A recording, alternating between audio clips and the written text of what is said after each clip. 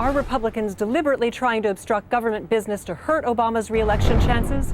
In Washington, Democrats charge Republicans with trying to do just that through their recent tactic of speaking and moving in slow motion. Senate Minority Leader Mitch McConnell, however, denied the accusations this afternoon in a 95-word statement that took him more than 3 hours to read, followed by a question and answer session that went on for another 5 hours until reporters became frustrated and left. Beltway insiders began to notice that Republican members of the House and Senate were slowing things down last week during Representative John Haller's argument against Obama's proposed tax increase. This bill will kill jobs.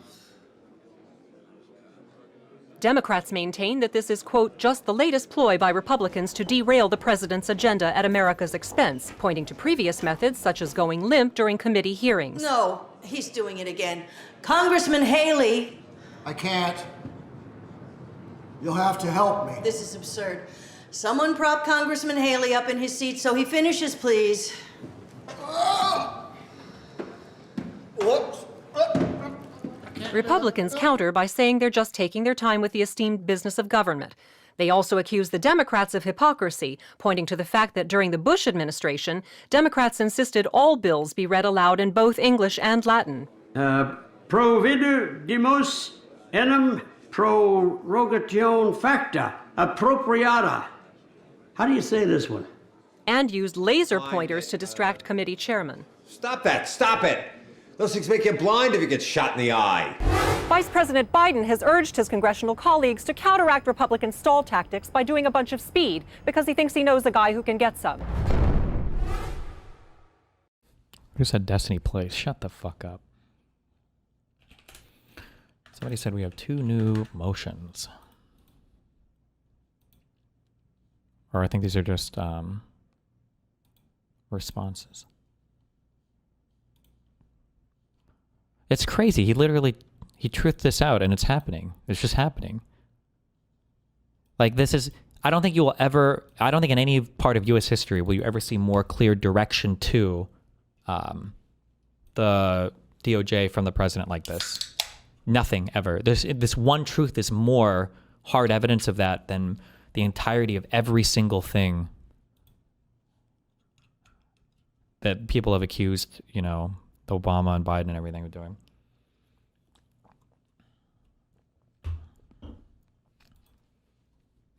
This was meant to be a direct message according to reporting. And initially people said that, but I don't think that's true. People said it was supposed to be a direct message, but I think he deleted this and reposted it with a spelling correction. So no, what? He just openly truths this. He doesn't give a fuck. Because Republicans do give a fuck. Destiny isn't worded like a message either, unless he actually types like that. It wouldn't surprise me. Nothing could surprise me. So we know he doesn't post these himself because Rubio was getting his permission to post that one time. Well, he might post some and have people that post others, right? That's possible. Man, Amazon's really fucking us today. It's so dark that there's so much online. Like if somebody dies and you are very close to them, you can watch so much content if they're like a streamer or whatever. That's so crazy. He was 29 years old. That sucks. Trump was surprised to learn he'd actually posted the message to the Truth Social account, the source said, adding that the president reacted by saying, oh, and then tried to shrug it off. Oh, well, maybe he doesn't give a fuck then. Who knows? I think these are both short.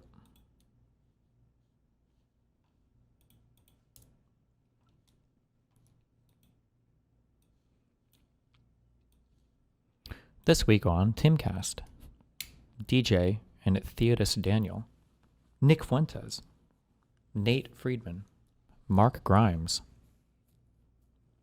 and Oren McIntyre. I feel like Tim Pool has fallen off a lot. I feel like I haven't heard as much of him after the whole Russian stuff. Although I feel that way about a lot of the YouTube space. It might just be that I just don't consume it as much. Like Daily Wire, Steven Crowder, that type of stuff. I guess if you didn't get rolled up into the official Trump media apparatus, it probably hurt quite a bit. Like the Newsmax or OAN or Fox News or whatever, maybe. Why don't we look at the views? Not saying I don't think he's like broke or anything. Like, I'm sure it still does well, but it feels like it peaked a while ago. Like, this is still strong viewership for multiple videos a day.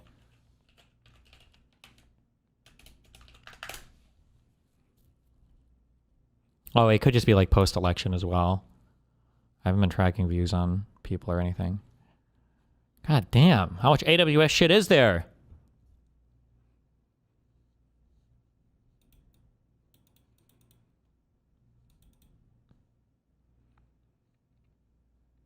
Fuentes canceled?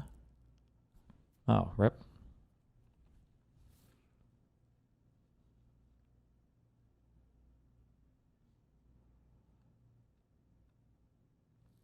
Oh, like this shows a big uptick in May and June?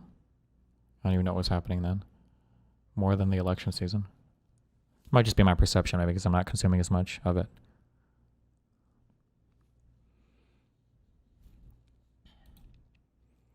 It's hard to tell because I feel like a lot of people bought in this space too.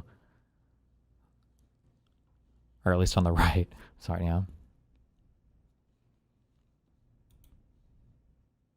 I've been reading. What is this? I don't know. Does the court listener stuff use AWS? What the fuck? What's going on? Are they still fucked? They can't just roll back? Hello?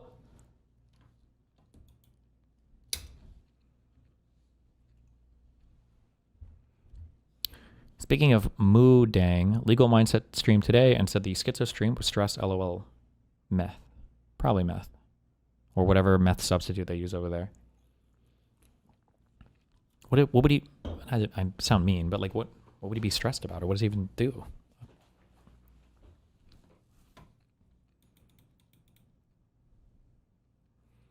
The pardon was in the Federalist paper in number 74. The idea is that a president would be more careful with the power than a body of people. Yeah, but I feel like they don't discuss it much. Like, why does... I feel like I read this a long time ago. It doesn't discuss much why they would have... Why he even has that power. It's like, I felt like it was just a holdover from the king.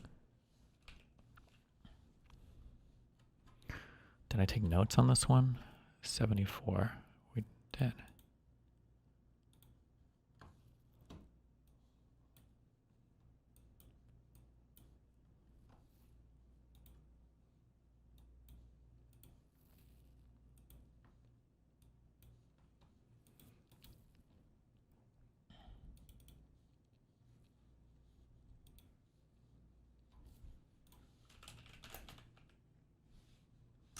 Fuck, it's right there. Or actually, I should just look for pardon.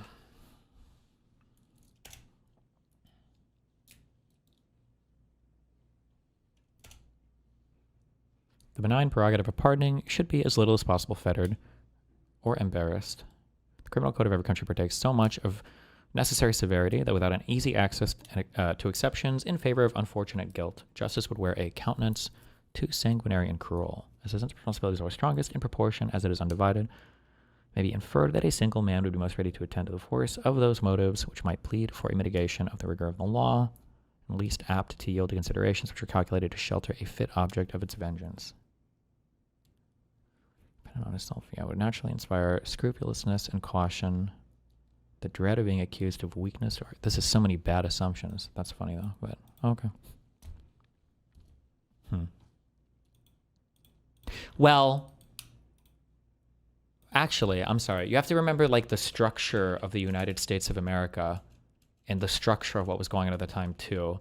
Actually, because pardoning as the US president in the like late 1700s, it's probably not even that, like how many federal crimes even are there?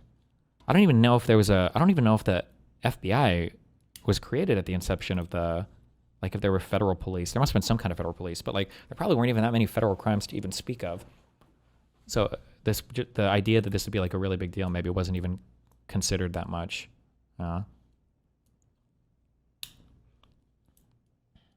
Because like this is talking about pardoning in cases like insurrection and shit. But the principal argument for reposing the power of pardoning in this case to the chief magistrate is this. In seasons of insurrection or rebellion, there are often critical moments when a well-timed offer of pardon to the insurgents or rebels may restore the tranquility of the Commonwealth, and which, if suffered to pass unimproved, it may never be possible afterwards to recall. The dilatory process of convening the legislature or one of its branches for the purpose of obtaining its sanction to the measure would frequently be the occasion of letting slip the golden opportunity.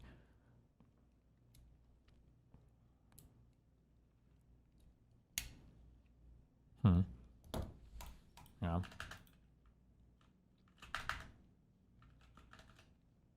I think this is just us opposing both of their recent motions. On September 19, 2025, defendant Steve Bennell filed a motion to dismiss the amended complaint for lack of subject matter jurisdiction. Plaintiff Jane Doe filed her opposition to the motion on October 3rd. In connection with her opposition, plaintiff submitted a declaration from a purported expert witness named Jesus Pena. In his declaration, Mr. Pena falsely opines that Bonnell tampered with evidence in this case. Bonnell pointed out in his reply papers, Mr. Pena's testimony is not even his own. He plagiarized portions of his sworn testimony by copying and pasting verbatim from a third party's post on Kiwi Farms, the same website that published the video, in November 2024. Worse, Mr. Pena unsuccessfully attempted to conceal this fact.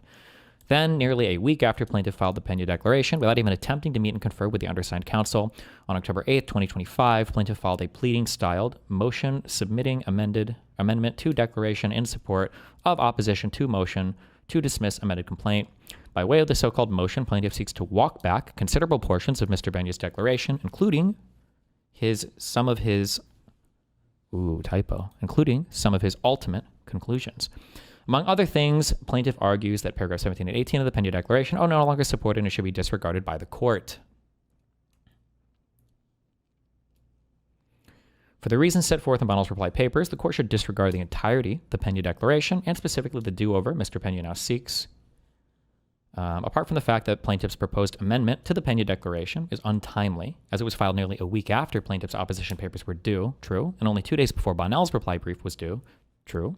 It also substantively changes the conclusions of plaintiff's purported expert witness and forces Bonnell to have to respond to an ever-changing argument. Welcome to this entire case. Do judges really hate when parties decide not to meet and confer? Yes. Imagine you go to have like a meeting with your manager, and you're like, and you have like a team of like 5 or 6 people, and you don't even know what you need to ask the manager for, or your team leader or whatever for, and you're all like still arguing with each other over what resources you need, what you have to do for this project, what your things that are preventing you from making progress are. Like, it's just a waste of the court's time. It's a waste of everybody's time. This is good law practice in general. Like, attorneys, opposing counsel should always be meeting and conferring with each other. The only time you want to be contesting motions and stuff is if you've had a meet and confer and you failed to reach an agreement on things because you see things differently and you want the judge to make a ruling. Filing shit with the court that you haven't even met and conferred on is, my understanding is that would be very bad practice because you're wasting a lot of people's time there when ideally more and more of this could be worked outside of the court, the docket, but between the two attorneys, between opposing counsels. Further, and fatal to plaintiff's motion, is the fact that at no time prior to filing the proposed amendment to the Pena Declaration did plaintiff's attorneys even attempt to meet and confer with the undersigned counsel about the filing. Bonnell was served with plaintiff's motion papers. He and his attorneys were completely in the dark regarding the requested relief. Indeed, local rule, blah, blah, blah, provides that a failure to meet and confer may be cause for the court to deny the motion and impose on counsel an appropriate sanction, which may include an order to pay the amount of the reasonable expenses incurred because of the violation, including a reasonable attorney's fee. Such relief is appropriate here. Nice.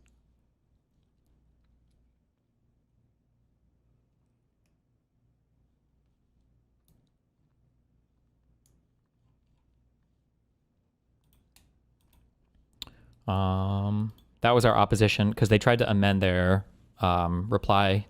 response to our motion to dismiss. They amended their response to our motion to dismiss because the Jesus guy wanted to walk back some of his statements. Basically, everything he said was incorrect.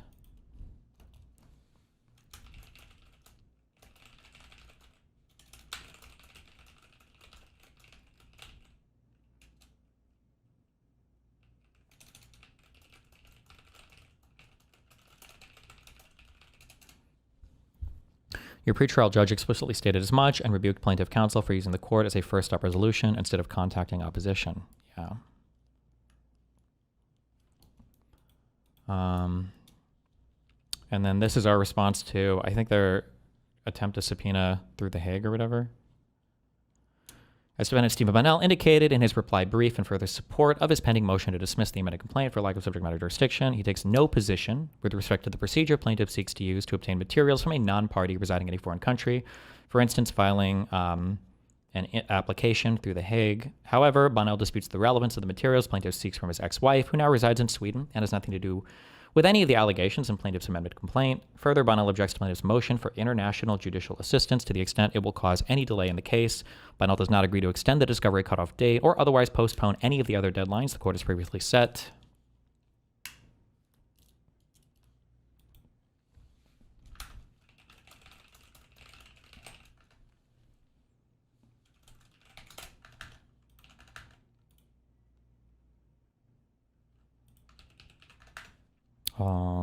Yeah.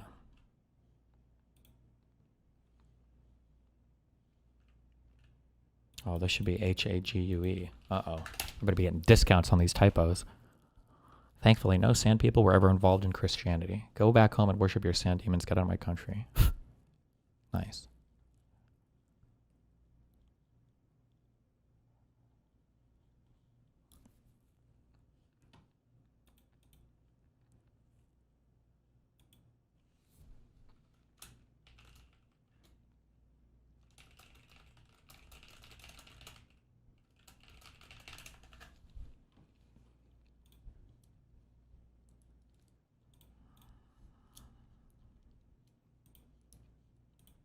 I'm sorry, I want to make fun of a guy real quick too, and then I'm done.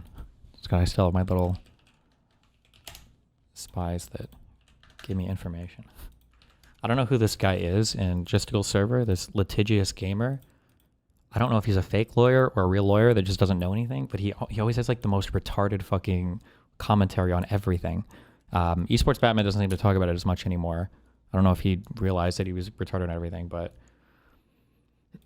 Litigious Gamer says, I think this was this morning, I have no idea, LOL, but they've been whining about insufficient meet and conferral efforts since the lawsuit started. So what you call whining was one of the reasons why the judge scolded them in the beginning about filing a TRO that they didn't even give us notice of, like a month after the case started.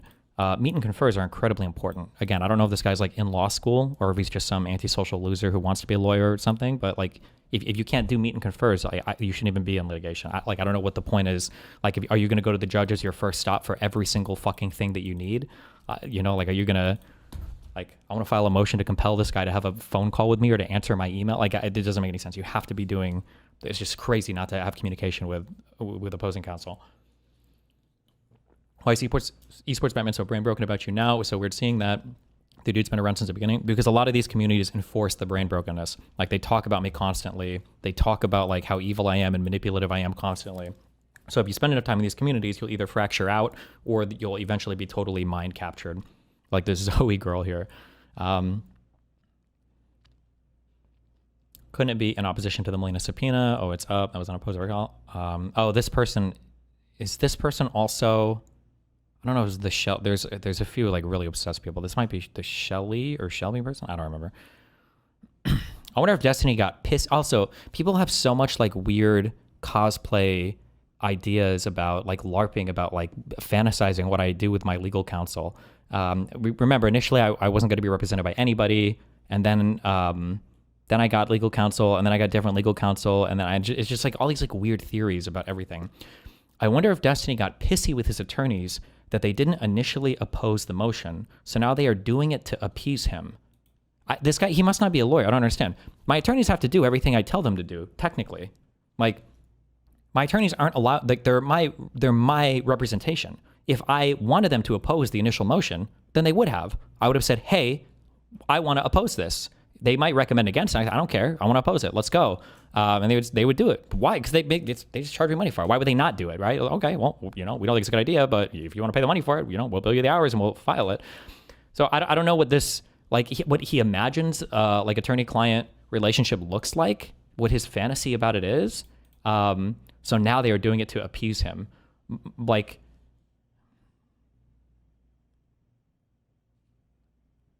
yeah.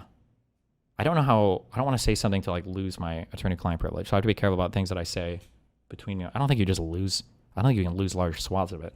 But I don't even know if we actually opposed necessarily, I think we even put in our response or reply or whatever, we don't oppose them, you know, like if they want to do the process and procedure, whatever. It's just, I don't think Melania's anything relevant. Like, this is stupid. Also, like, why would my lawyers have to do things to appease me? It's just so stupid. I don't know what he thinks this process looks like. It's just so stupid. We must fight every motion here. Well, that's actually a motion worth opposing, LOL. I'm not sure why they didn't initially. Okay, yeah, two very normal ops, actually, very boring. In Before Destiny, I was simply raped Pixie in court, and goes on to show the most boring boilerplate filings. Good one.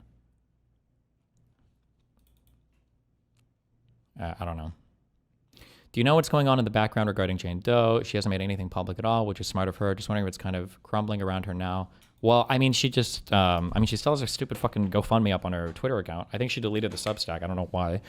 It seems like she's just living her life, doing whatever the fuck. I don't know. I'm not friends with her or anybody in that friend group, so.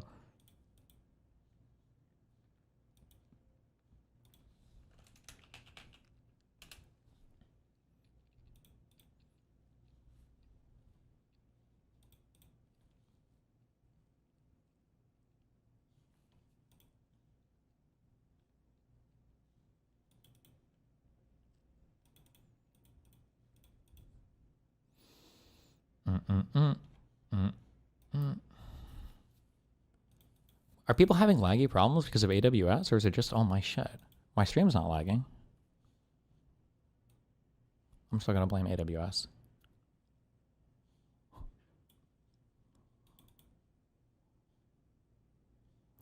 Video explaining Dunk and Egg from a Game of Thrones guy. You already watched the trailer, ban me if you don't like it. Why would I want an explanation? A Knight of the Seven Kingdoms. Of a show that hasn't even come out yet. Why would I care about this? Why would I want to watch this? Can we all just agree that Elon Musk is the greatest inventor in human history? Okay. He invented Twitter now?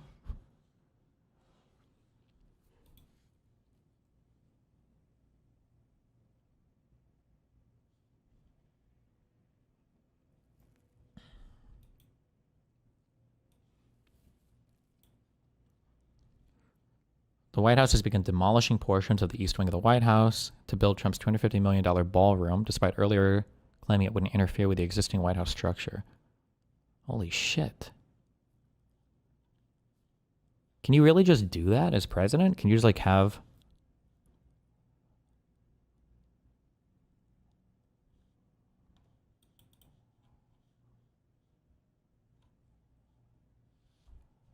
Can you get reimbursed for all the fees since there's obvious proof that they were just doing this maliciously? I think to get reimbursed for fees, it would have to be, there's like a very high threshold.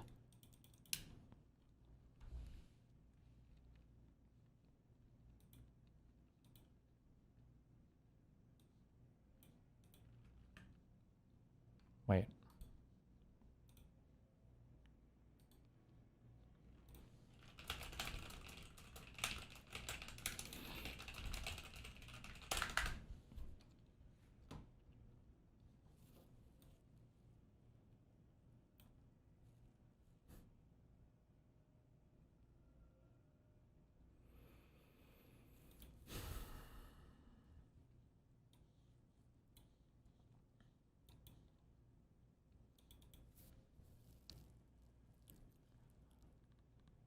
For context, SV Date of the Huffington Post is not a journalist interested in the facts. He's a left-wing hack who has consistently attacked President Trump for years and constantly bombards my phone with Democrat talking points. Just take a look at SV Date's feed. It reads like an anti-Trump personal diary. Here's my full response to his inquiry. Is the president aware of the significance of Budapest in 94? Russia promised to Budapest not to invade Ukraine if it gave up the nuclear weapons it inherited when the Soviet Union dissolved. Does he not see why Ukraine might object to that site? Who suggested Budapest? Thanks. Your mom did. Is this funny to you? It's funny to me that you actually consider yourself a journal. You are a far-left hack nobody takes seriously, including your colleagues in the media. They just don't tell you that to your face. Stop texting me you disingenuous, biased, and bullshit questions. What a retard. My God.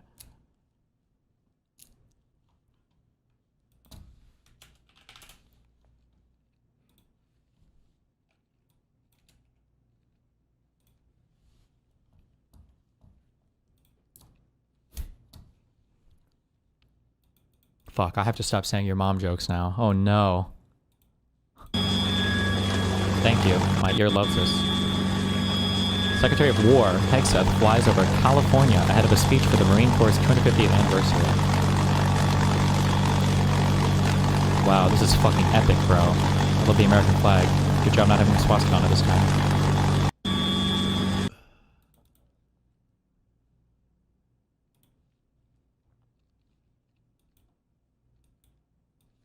Oh, I saw this morning. Jesus. Uh-oh. Watch the vibe. Uh-oh. What's going on there? What's going on there? Fish or... Watch the vibe. Thank you for the slow-mo. I didn't catch it the first time.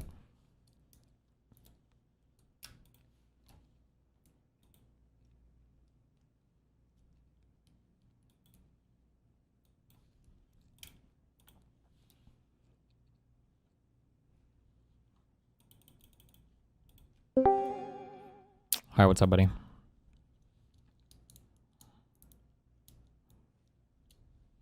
Oh, does Discord just not work now too? Everything is AWS? Oh, hey, what's up, buddy? Hi, hello. Can you hear me? Loud and clear.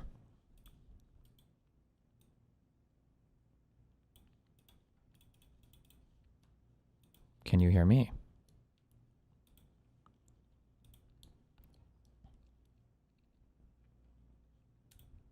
Hello. Hello, hello? Can you hear me?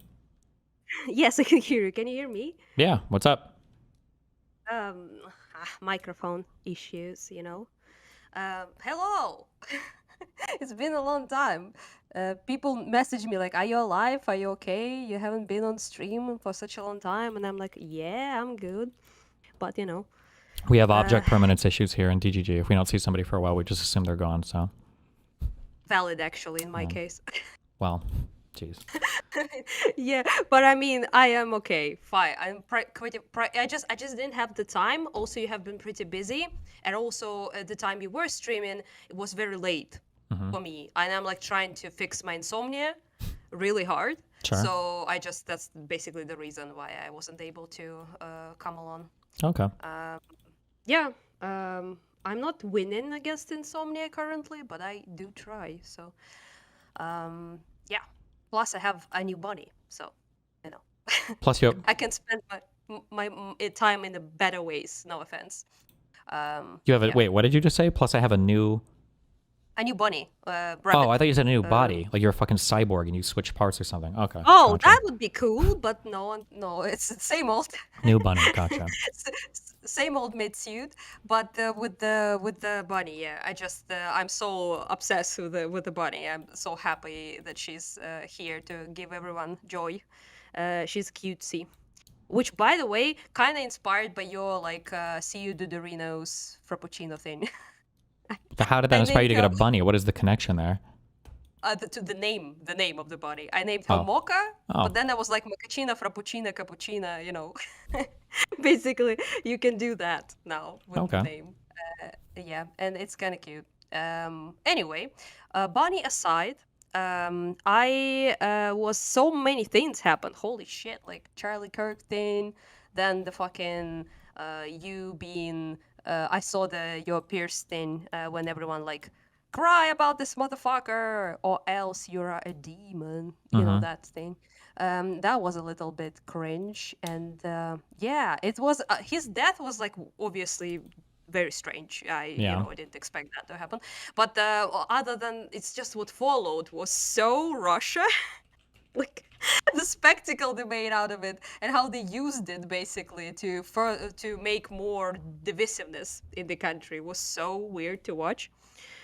Yeah, I guess you are probably more insight into Russian media than I do. Like my perception is that some of it is more blatant than what Putin would even do. I feel like he tries to at least sell this veneer, at least to the rest of the world, of some kind of subtlety. But yeah, we had a full-on like pro wrestling event for Charlie Kirk's eulogy where we were bringing out people and shooting fireworks, and it was an insane political rally. My God. I wouldn't say that it's. I kind of like don't agree that it's more subtle. It's just what you see is more subtle. Oh, sure. Because you see like Russian media that is kind of like directed towards foreigners, more so, right? Yeah. And if you like watch their actual home stuff, it's about that cringe. It Sure, just has okay. like this Russian character, so to speak. Obviously, America is a different, completely different society. So things that you would use to appeal to Americans would be different. Sure, You know, that makes sense, yeah. Russia has a lot less of a like showmanship, a lot of less of this whole big fun fairs, like everything is a rally sort of rah-rah thing. Like it's a bit more like somber vibes, so to speak. So they have big parades, for example, war related, right? For sure. There's a lot of militarism, flexing of that sort of shit.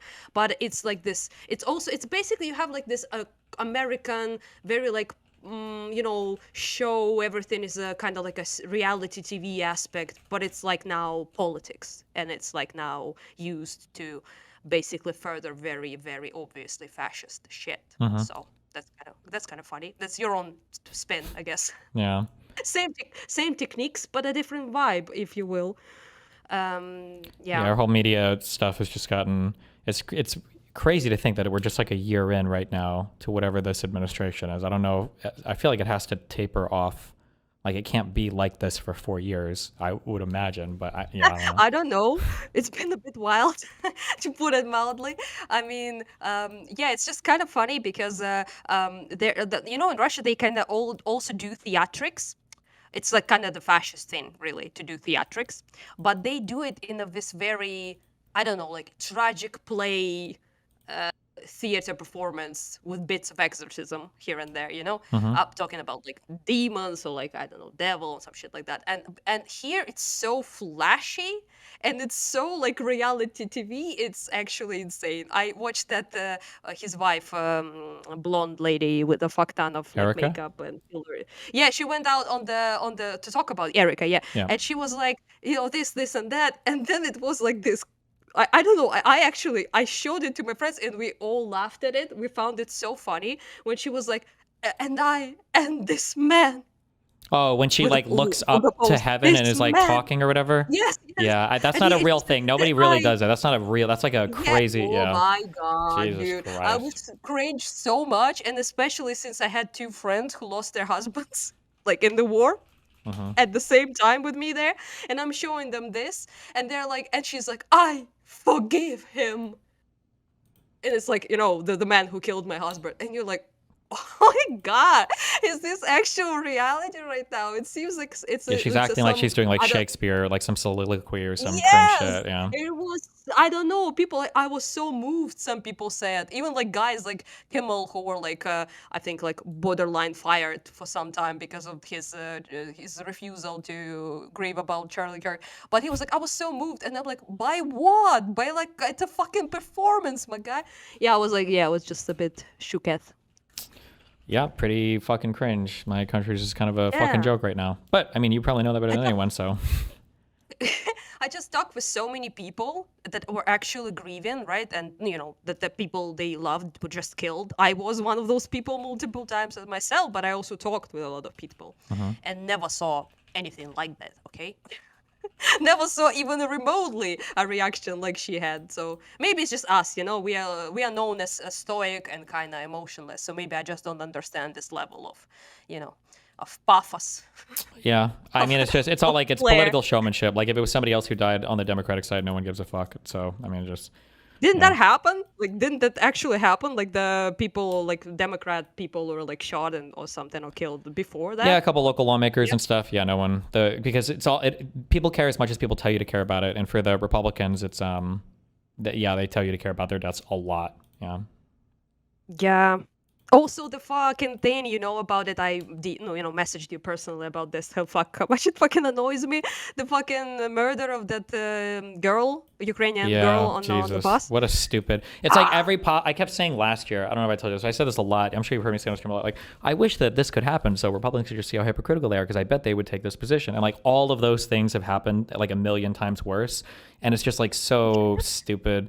Like, and it's also like the audacity. Like, there's more than me, but like there's a certain level of depravity to even dare to say like a Ukrainian woman was murdered. Yes, And it's like, thank are you you. actually serious? Like, what a fucking retarded thing to say to even pretend to, sell it. Like, it's so cringe. Yeah.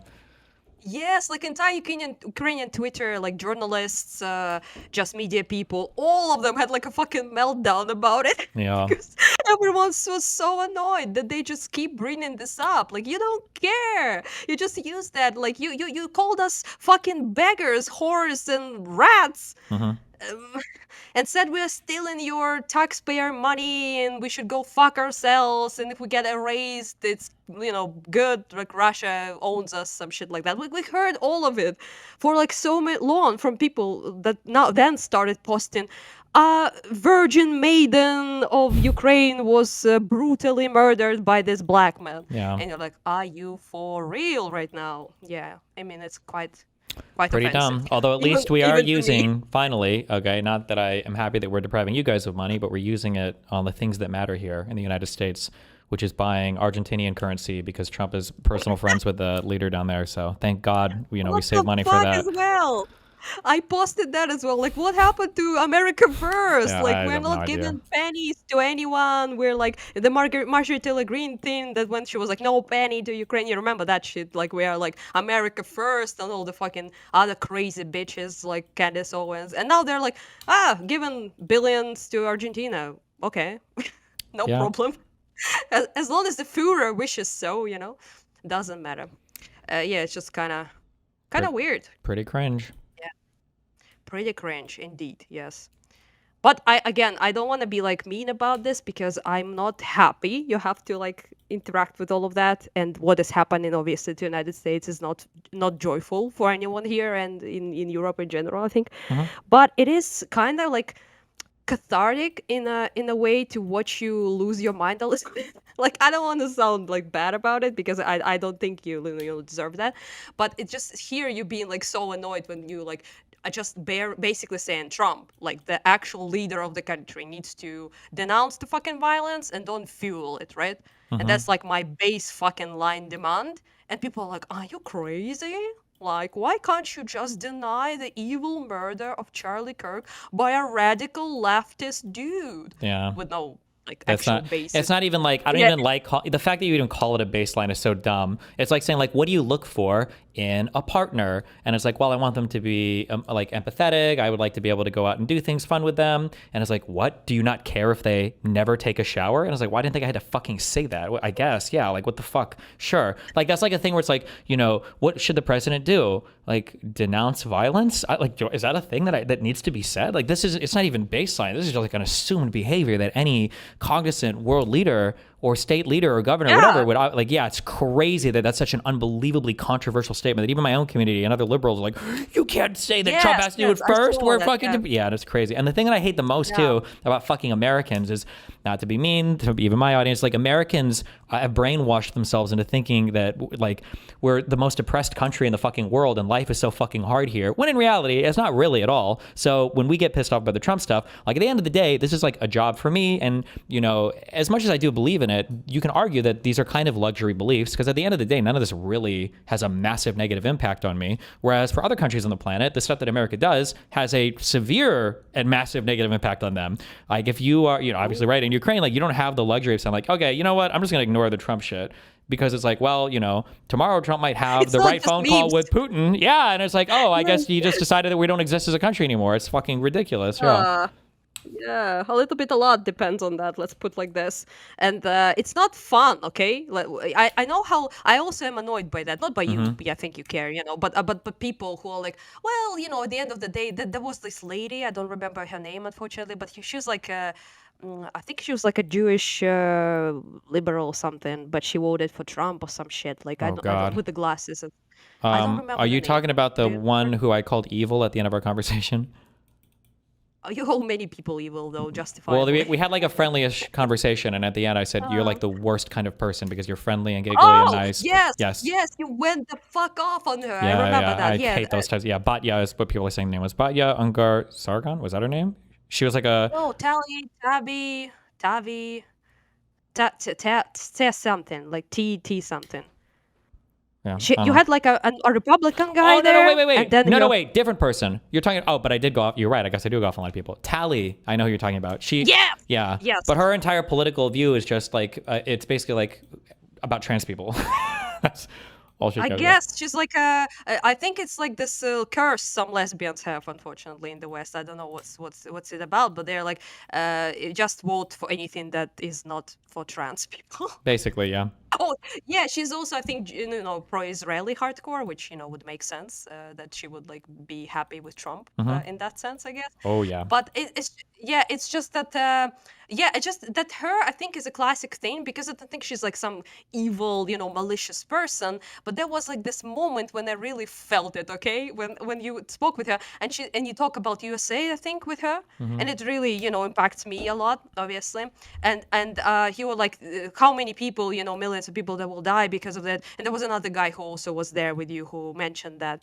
And he was like, how many people that alone will do? Like, do you feel like no regret about like voting for Trump, knowing that that's the result, basically? And she, like, that ass, like, with no thought that she's saying something actually mental. She's like, well, they're not American citizens. Yeah. And you're like, I was actually, I don't know why, it's not to be like soy, but it actually upset me to hear that, because it's such a normal thing to say, like the banality of evil, right? But there's like so much in it, like it's just like, yeah, they just unironically don't care. They care more about like things that annoyed them on Twitter than they care about the actual lives of millions of people. Yep. Well, Yeah, it's just depending on kinda who weird. people tell them to care about, because for a brief moment in time, Americans sure did care about asylum seekers. It was just when Elon Musk was whispering in Trump's ear about fucking white people from fucking South Africa, we cared for all of like 2 days about it. Oh, before. yeah. I was like, that oh my cringe God, give me a fucking Oh break. my God, don't remind me. That The I couldn't videos handle of like that shit. 3 families. I'm like, Yeah. oh my God. Yeah. Yeah. When they had the president there and they showed him like basically graves from fucking Congo, I just nearly fucking died. Oh, when he That's- sat with the was the South African president? He sat there and he played the fucking Twitter video for like 5 minutes. Wait, have you ever? I don't know if you're on TikTok or Instagram Reels, but have you ever seen the one where No, there's no, like no. there's the spooky music in the background and some guy will open a binder with a bunch of crazy pictures and he's like pointing at it and the person's looking like, what are you talking about? It was like that meme, like in real time, like watching Trump. Oh my God. Yeah, it was after Zelensky's like Oval Office. I thought surely it cannot be like It topped. can't get worse. Yeah. I mean, yeah, it can't. And that Well, was there was worse. also It wasn't- I don't even know how Trump meant this, but did you see when Erdogan was there and Trump was like, and trust me, this guy knows all about election fraud or whatever. It's like, what the fuck? Why? What do you even? I You don't mean know what like you're. you mean Erdogan like from Turkey? Yeah. Yeah. Oh my God. Oh, I didn't see that. What did he say? He made a comment, like, in a comment, like, yeah, there's something about like the rigged election or something, and like, this guy would know all about that or something. I don't even know what the implication was. I don't know what he was implying with that comment. Like, Jesus. I guess that he is famous for stealing elections. Yeah, Like, but is that for- really what Trump was implying to me? I have no idea. I don't don't know. Because know. I think he likes Erdogan because he brought that guy over. But dude, Turkey is just I've done a little bit of reading when I fly around now. I read just a random shit on Turkey. Turkish history. Turkey is a crazy country. They've gotten away with a ton of shit, and You nobody don't say, I'm nobody gives Greek. a fuck about anything they do. When Erdogan came over here, nobody remembers this, but he came over in the U.S. He had his own personal bodyguards. They were like beating the shit out of U.S. citizens around him. I don't even know why. I mean, very Turkish. Yeah, strong Turkish vibes. I crazy. Listen, I didn't inherit like anti-Turkish attitude from my father, who fucking hated Turks with passion, because his family was escaped Greece because of Turkish okay. occupation, and a lot of stuff. He's Greek. He was Greek. So I was like, but I always kind of like, associate myself with Ukraine. So not like ethnically, but because of the, I grew up here. I was born here, so I kind of like, nationality matters more to me, obviously, right? But I just, so I wasn't like, I don't know, like with this like hate the Turks when I was a kid thing. But fuck, when I actually visited Turkey for a while, I was like, wow, peeps are crazy. They're like, yeah, we fuck those Armenians. Hell fucking yeah. Fuck them Greeks too. Yeah. And it's like bold and like very loud. And like not all of them are right, obviously, but a lot of people are super like, it's kind of like very nationally accepted thing. So like sort of like Russia in that sense. I mean, they're both empires with similar sort of history, so it's not like surprising. Yeah. But it just was kind of like a bit jarring how blatant it was. There was also like this. They've managed to like do everything, and nobody cares anywhere about it for some reason. Because like in America, so I know like in Europe, you guys are better at ethnicity. Like in America, like my chat is gonna lie if they say different. In America, all of the people in the Middle East are the same to us. Like Egyptians, or not Egyptians, I'm sorry, Persians, Persians, Turks, and Arabs are all the same. Like if you ask them, like, oh, a Turkish guy, oh yeah, he's Arab. Like that's all the same shit to us. So to see Turkish people, like to see Turkey as a country do crazy shit. You know how like we talk about how scared we were, oh, Israel's going to escalate things in the region, or God forbid, Ukraine shoot a single missile, 1 meter past any Russian border and it's cause like World War III. Meanwhile, like if any Russian jet is anywhere near like Turkish airspace, they shut down, I think 2 of them like 10 years ago. They don't give a fuck. Yeah. They don't give a fuck about care. Anything. They would keep telling the U.S. like, okay, we're gonna go do a mission into Syria to kill some ISIS people, and they would just fly and like bomb Kurds. And America's like, what are you doing? And they're like, well, we're gonna go. Sorry, we'll do it again. Kurds Yeah. got gigafucked, yeah. And they were just just do it over and over again. Meanwhile, ISIS is like running oil up to Turkey. They were like their primary customers for like 3 years. It's like Turkey just gives no fucks. They literally still like occupy. I think you call it Cyprus in English, I believe. Oh, the island, the country. Yeah, I don't even know what's going on with that. Also nobody gives a fuck either. So it's just kind of a lot of things. I mean, people care here for sure. Like in America, nobody knows. Yeah, that's true. But in European Union, there was a lot of tension with Turkey. Because of what they did, with the Kurds and all of it, and occupation of Cyprus was brought up, especially before like Ukraine full-on thing that is happening now, and they had a lot of like beef with like European Union because they kind of wanted to be in on it. There also are the biggest army now, that is related to this part. In NATO and all of that, so they are kind of like wanted to like jam in, I guess, into European sphere, and they still do, I think. So yeah, but they also kind of share a lot of interest in Ukraine, so we kind of try to make them our allies, sort of. Yeah, because I think they were selling a lot of like drone tech and weapons, I think early on. I don't know how much of those. Yeah. Those helped really. That was like Turkish stuff, but also they kind of made a lot of weaponry that is independent, in the sense that they don't use, for example, American stuff there. Sure. So they're not really controlled that much. For example, Britain didn't allow us to use their long-range missiles they gave us because America didn't allow it, and USA had like some details in it, some parts of the missiles that allowed them to make that decision. So Turkey is a little bit more dependent that way, and but also Turkey has a lot of interest here because of Crimea. Sure. And Crimean Tatars, they are of the Turkic people. They aren't Turkish, but they are like the Turk ethnic groups. They're similar together, similar language, similar history. So Turks are very obsessed with this idea of making all the Turkic people together. Yeah. So bringing up like Azerbaijani people under their wing, like bringing up Tatars under their wing, like Kazakhstan, things like that. So other basically making this like sort of like joint, not Ottoman Empire thing, but kind of like new version of that sort of union based of the Turkic origin, I guess you could say.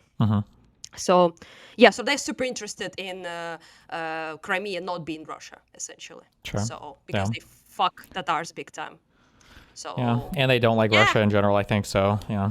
Yeah, so I'm kind of like, I have to be a little bit more, I guess, warm to that idea because we don't have that many options. But they're cray, that's true.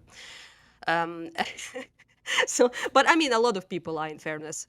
You said you think they're like Arabs and stuff, and I remember we had this conversation with the Nazi dude, who is Arab-looking Nazi dude. I'm not sure what his like ethnicity is exactly, but I think he's like American. He's like this red pill dude. Wait, not the fresh and fit guy. Myron Gaines. Yes, that guy. And he was like full on in the Jews, camp, and you're like having that argument with him. Yeah. And he was like, and you were like, hey, actually, like Palestine was, occupied by other people before, so it's not like Israel is like the only occupier there, and blah blah blah, and saying that all of that. And he was like, and who were they occupied before? with like gotcha like kind of voice, Sure. and you're like, well, Ottoman Empire, and he was like, who were Arabs? And then Yeah. no. Well, I think most of them were, but they weren't owned. But the Ottomans were, yeah, right. Most of the subjects were, but they hated them. They resented them for that. Yeah, they occupied a fuck ton of Arabs. Yeah. That's true. Yeah, they have a fuck ton of Greeks there who they also occupied. They were Christian, a fuck ton of Armenians. They were also Christian, there were Jews there as well, obviously. So there were a lot of people in that fucking thing. It was huge, okay? But but it was Turkish owned and it was ruled by the Turks. And Turks are Muslim, sure, but they're not Arab, and they will throw a fucking fit if you call them Arab. So yeah, it's kind of like a bit fun. Yeah. If you know what I mean. Geography is not America's strongest suit. Let's put it like this. It's also like it's geography and ethnicity, but I like in some ways it's endearing because it proves kind of like the diversity and inclusion It's kinda point. cute, yeah. Because we'll say things about how like race realists will be over here making strong points or whatever, but then we're very quick to paint with a very broad brush huge groups of people that if you go to other parts of the world don't like they don't see themselves as the same. Like I don't know if you've picked up on this, but anytime you hear people talk about like the American like white European stock or white European origin, like that's a very American that's concept that Spaniards and Germans and like British, like these people are all like just the exact same ethnic group and everybody that came over. So yeah, it's in some ways it makes me warm and fuzzy inside. When I see people like Nick Fuentes as like almost like a neo-Nazi, I'm like, that's kind of cute. I think it's nice, good American project right there. It's just funny that he's like so Nazi white nationalist kind of guy, as he's still so beholden to the New World logic. Yeah. So he's still so beholden to the being part of the nation that doesn't really care about ethnicity. Sure, yeah. Like that cares more so, which I stand. I think that's great. I also think we should all care about nationality more than ethnicity. But it's just kind of endearing that even the biggest fucking white nationalist assholes can't escape that melting pot goodness, I guess. Yeah. Yeah. I agree. Yeah.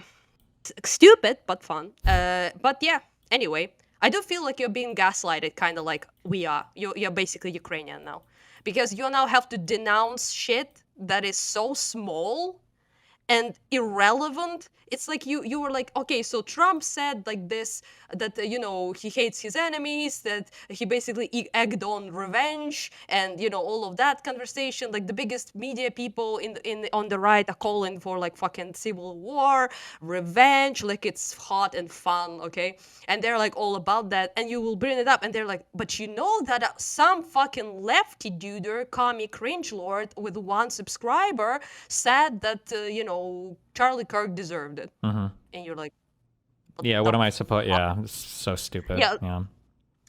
Ooh, you're Ukrainian. You're initiated. Yeah. Because that's how we felt for like decades.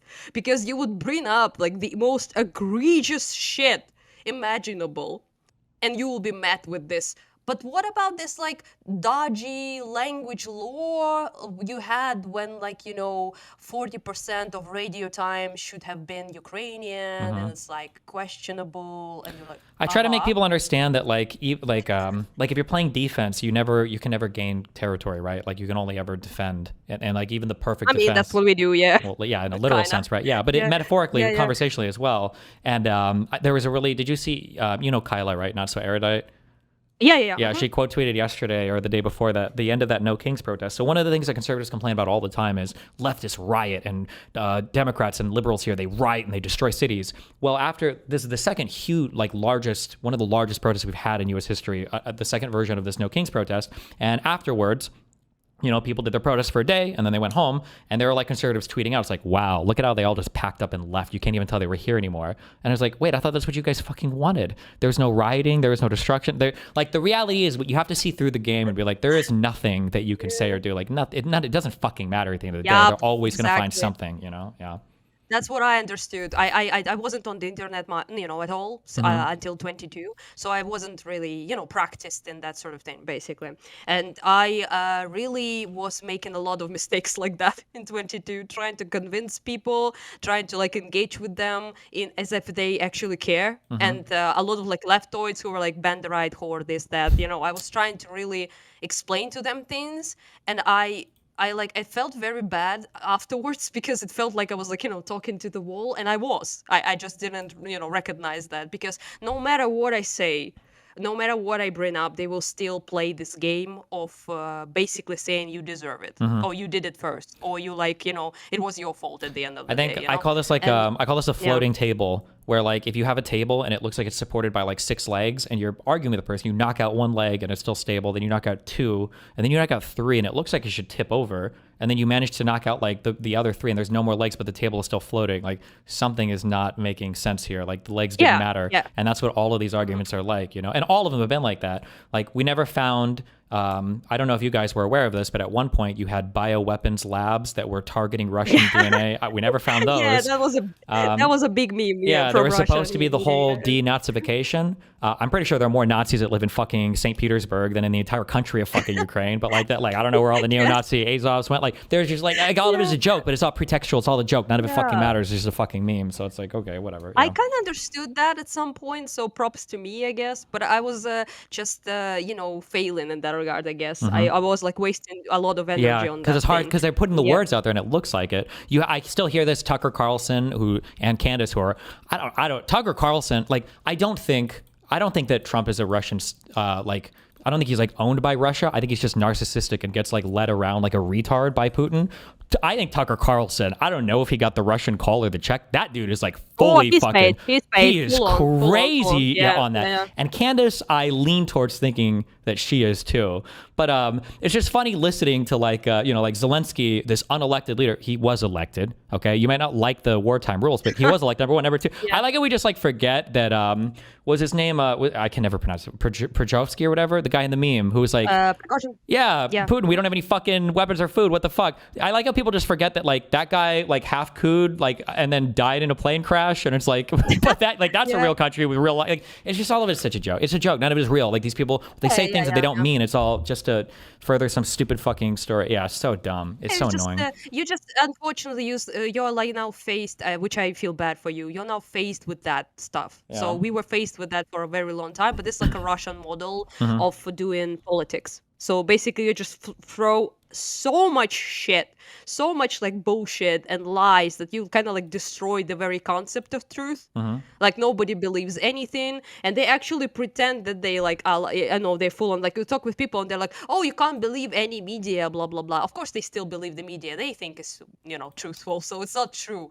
But it's kind of the same vibe. That if you like ask Russians, that's what they will say. That they will say you can't like believe any media. There's a lot of like nihilism. A lot of this like sort of apathy, I guess, right? Yeah. And it's an American version of that. So you're all more hyped and have a lot of energy about it, I guess, way more than an average Russian person would. But it's the same thing, really. You don't engage with like actual real people in that sense. They are basically agents in a way. Like, yeah, I mean, that and might in sound our media strange. system, it's like more than ever that model of like seeing, like fucking when Charlie Kirk died, you've got the vice president now co-hosting his fucking podcast. What the fuck? That's what I mean when I say maybe in Russia, maybe it is this blatant, but we don't see it like via like RT News or whatever. But like in the United States, like why is the vice president co-hosting this podcaster dude's podcast? What the fuck am I even watching right now? It's just like crazy how over the top blatant it is. Like Benny Johnson, these like fake botted people getting seats in the White House to do like podcast like episodes and shit. I don't know what the fuck I'm looking at. Yeah, it's just that's a very unique to America thing, I would say, because like maybe not just in America, but in Russia you kind of have this like you have the agents obviously everywhere, people who do like propaganda, people who always spread the narratives that are needed to be spread, but they never treat it as something this big. Basically, nothing should be in competition with Putin, essentially, Sure. So he needs to be like above everyone else. yeah. And in Trump, it still is that because you want him to be the king, basically, kind of figure, right? But you also can like elevate a ton of people to like insane level of like basically Charlie Kirk is now like martyr kind of shit. Kind of, yeah. So Putin would But it's not all want that. it's all Yeah. at the power of the cult leader of Trump, because some people. But the crazy thing that I just it's so hard for me to know what people know or what's a game. Did you watch? We haven't talked in a while. Did you watch Ted Cruz talk to Tucker Carlson? I think I did, yeah. It seemed like I don't know if his staffers or him genuinely didn't understand what Tucker Carlson was. Like they thought that he was going to be like the ordinary kind of like neoconservative or like MAGA conservative. I remember that conversation. Yeah, and Ted Cruz got obliterated because he couldn't answer any questions and he was dancing around everything. And it was a horrible conversation from Ted Cruz's perspective. And I'm like, what? Were you not prepared for this at all? And then watching Elon Musk spin off of Trump's orbit, Elon Musk actually thought that he mattered politically for a second. And I'm like, bro, you only matter because Trump is your friend. You know that as soon as you leave his orbit, nobody's going to give a fuck about you. And he spun out and he was all like, I'm going to make my own freedom political party. And like he instantly lost. You're the autistic fat computer ketamine guy. No one likes you or cares about you. Your kid has a weird fucking name and you fuck weird people with turkey basters full of your cum because you don't even have a working dick. Like you're the weirdest guy on the planet. Yeah, well, like how do you think you're leading a political party? Yeah. But these people like delude themselves into thinking they matter. And it's like, Jesus. Yeah. Everything over here is like fucking insane. Jesus. Yeah, I mean, it's like, it's like this, there's a lot of like interesting things about it. I wrote a tweet about it that I think, feels kind of correct on that to me, is that like Charlie Kirk was like elevated to such a like big, and he had like a lot of influence, like a lot of actual electoral, like, influence. Many people say that he like actually helped a lot of like, to basically like, propagandize to younger people to be like Trumpists and all of that, use like, for example, shit like TikTok, which is super good for propaganda, whether Russian on, I don't know, commie propaganda or like Trump stuff, fascist stuff, whatever, right? And people say like, oh, that was, and he was like elevated by many people like this, like very, very, and then Trump is like, you see that? You obviously saw that video when he's like, oh, your close friend, like Charlie Kirk died, and Trump is like, but check out this new construction project. Ballroom? Yeah, oh my God. Like a ballroom, and I'm like, nothing like a tyrant's gratitude. I don't know if you know this phrase, but that's like it, literally. So he like no longer useful, basically. He's fucking dead. So there's no point for Trump to really, concentrate on that guy because he can't do much for him now. It's kind of like typical, I guess, in that sense, for such a narcissistic person. Like my sister is a psychologist, and she's like a bit like entertained borderline by how narcissistic this guy is. She's like, I don't think I ever actually saw any political figure or like even in history that was so advertly like obviously like a narcissist, if you had to like in a disorder way, like actual psychological disorder kind of way, personality disorder. I like the best if you had to summarize like Trump to a person, like the best 10-second clip was him on, I don't know if it was CNN or whatever, or it might have been 60 Minutes sitting next to Pence, and somebody, is it Barbara Waters? Is that her name? She asked him a question and she was like, some people say that you are, that you lack humility or something, or that you're very narcissistic or something. And Trump was like, I'm humble. I would actually say I am the most humble person. And it was just the, I have not seen that. Yeah, it's That's just like funny. the best summation of his entire character. I'm like, oh my God, bro.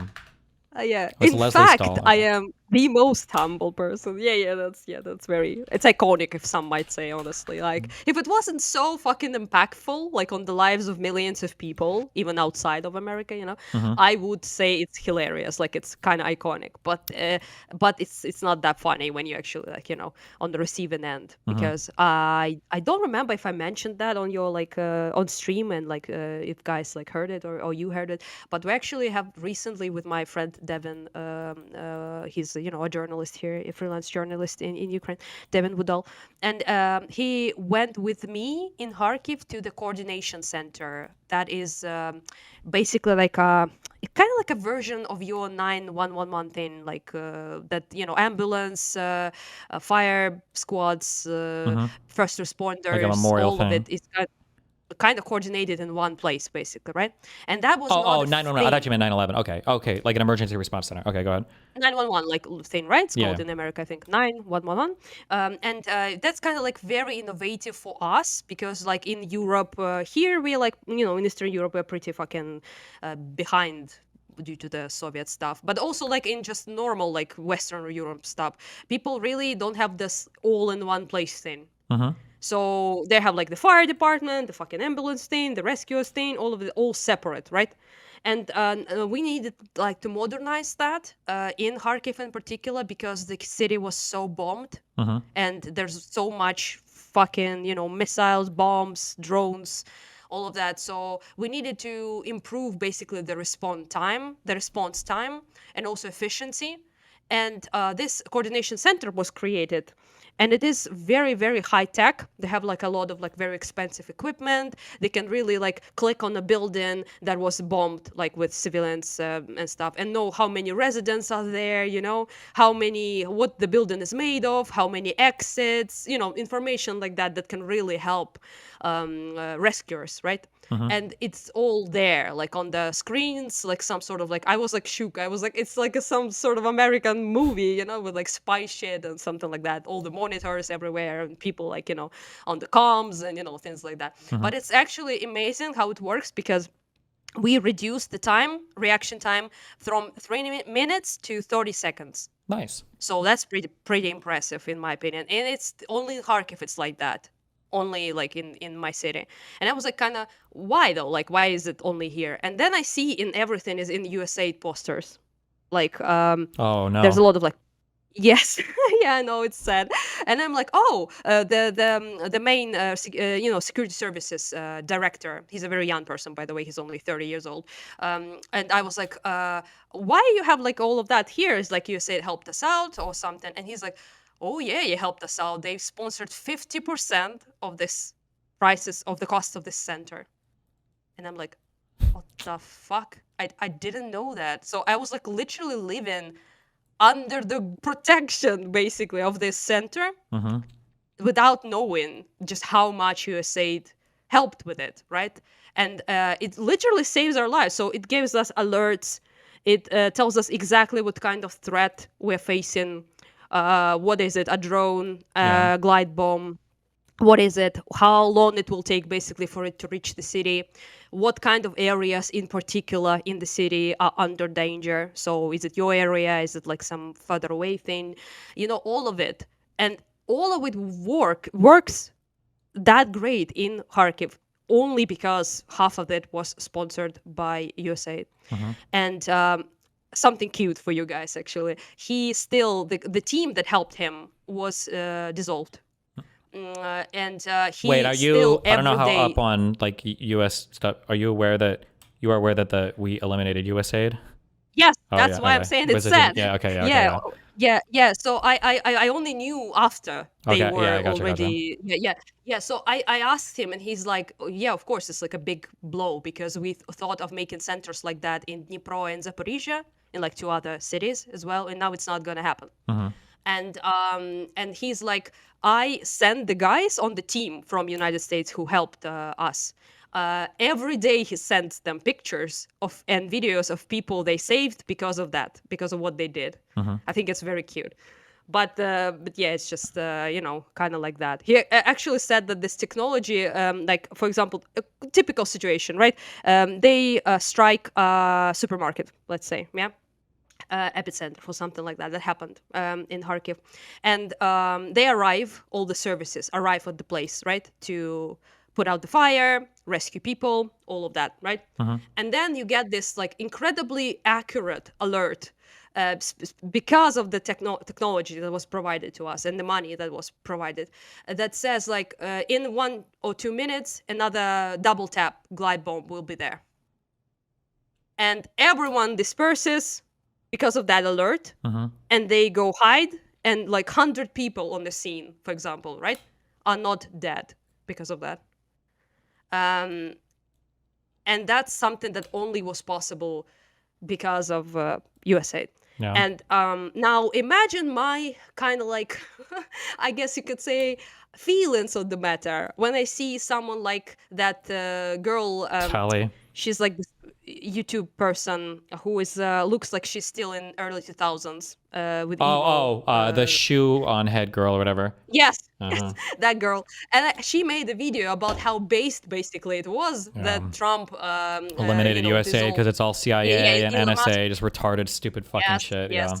And then she talked about like them providing condoms in Africa, which I don't know why that is irrelevant because who wants fucking diseases to be Yeah, so everywhere? it's just the dumbest. Like the crazy thing that people don't understand is the same Americans that are championing this now. We sucked ourselves off so much for being like the saviors of the world. Like my mom played that and quoted that fucking Stevie, you don't understand how inspiring it was to the whole world when Reagan stood there and he said, Gorbachev, tear down this wall, and we were the saviors of democracy and we savior. And I like mean, now it was this based. Yeah, well, but now can't those same lie. Americans are like, well, who cares about their wall? Who cares about Germany? Like we shouldn't be doing anything anywhere. Now they don't give a fuck about anything. And it's just like it's so nationalistic and xenophobic. I keep trying to stress because it's not racist. Like in term one, it was kind of racist, but it's xenophobic because Ukrainians are white. We're supposed to want to help white people, but we don't even care about white people in other countries anymore, unless they're South African, I guess, because of Elon. It's just like it's just so insane how disconnected we've gotten from the rest of the world. And yeah, like the thing about the condoms, like why would we give, like why would you not,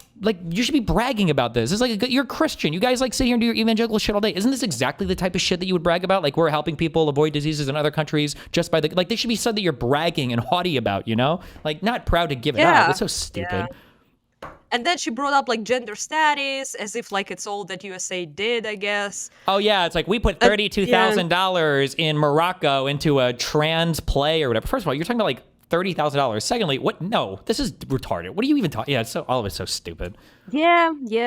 I knew about USAID what I brought up. I think I told I was invited on Hutch stream and we talked I think about that a little bit, but he's I think I told him like even before I knew that a lot of like energy stuff was sponsored by USAID. I knew that because of the whole 50% of our energy is down because of the bombing, and I for example am now insanely cold right now because there's no heating and it's very cold. It's like it's not that cold outside yet, but in my apartment it's like 10 degrees. I don't know how much it is in Eagles, metrics, but It's cold. That's cold. It's yeah, that's pretty cold for like an apartment thing. So I'm like in the basically I'm in outside where I'm wearing it inside the apartment, like the coats and stuff like that.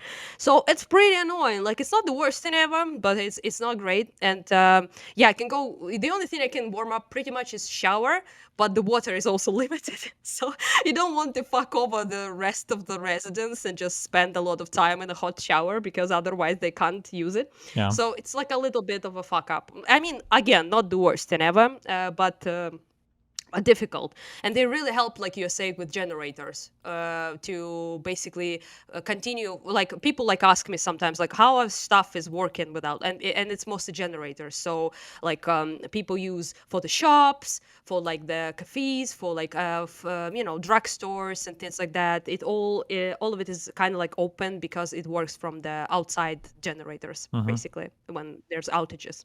So it really helps to make the city basically work despite everything. And I knew that they helped with that, but I didn't know anything really about the coordination center. We were gonna make a little bit of a film about it, about the whole security rescue services in Ukraine and how they work, and we will obviously talk about the.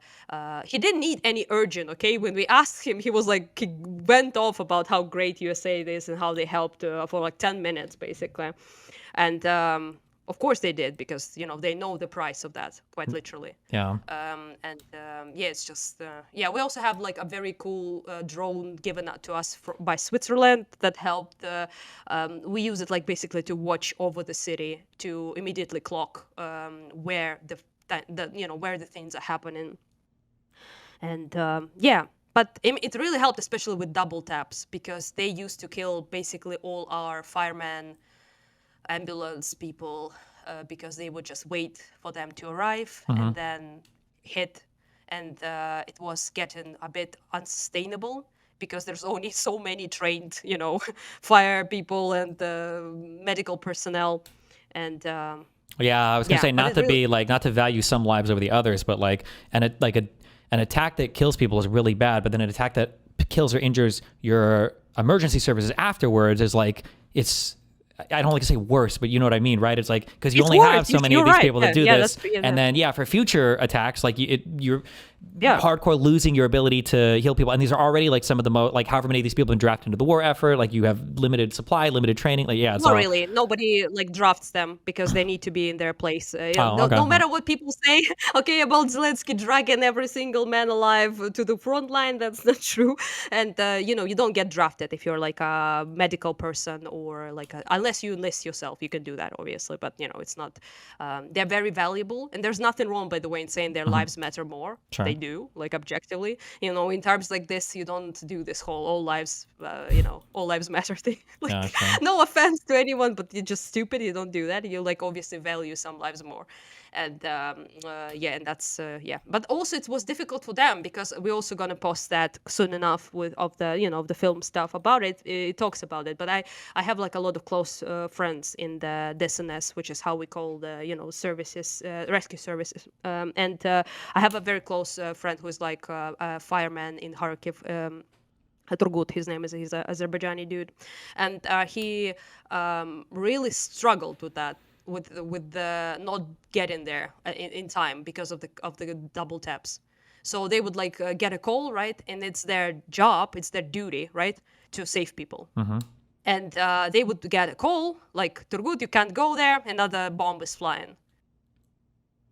And it's like he said that he struggled like morally so much with it because on one end he doesn't want to risk his team, obviously, their lives matter, but also it felt so incredibly wrong because he knows that seconds matter, never mind minutes, right? Yeah. So buildings fall apart, whole floors fall, people get trapped, they burn alive, they get squashed by like parts of the building fall in.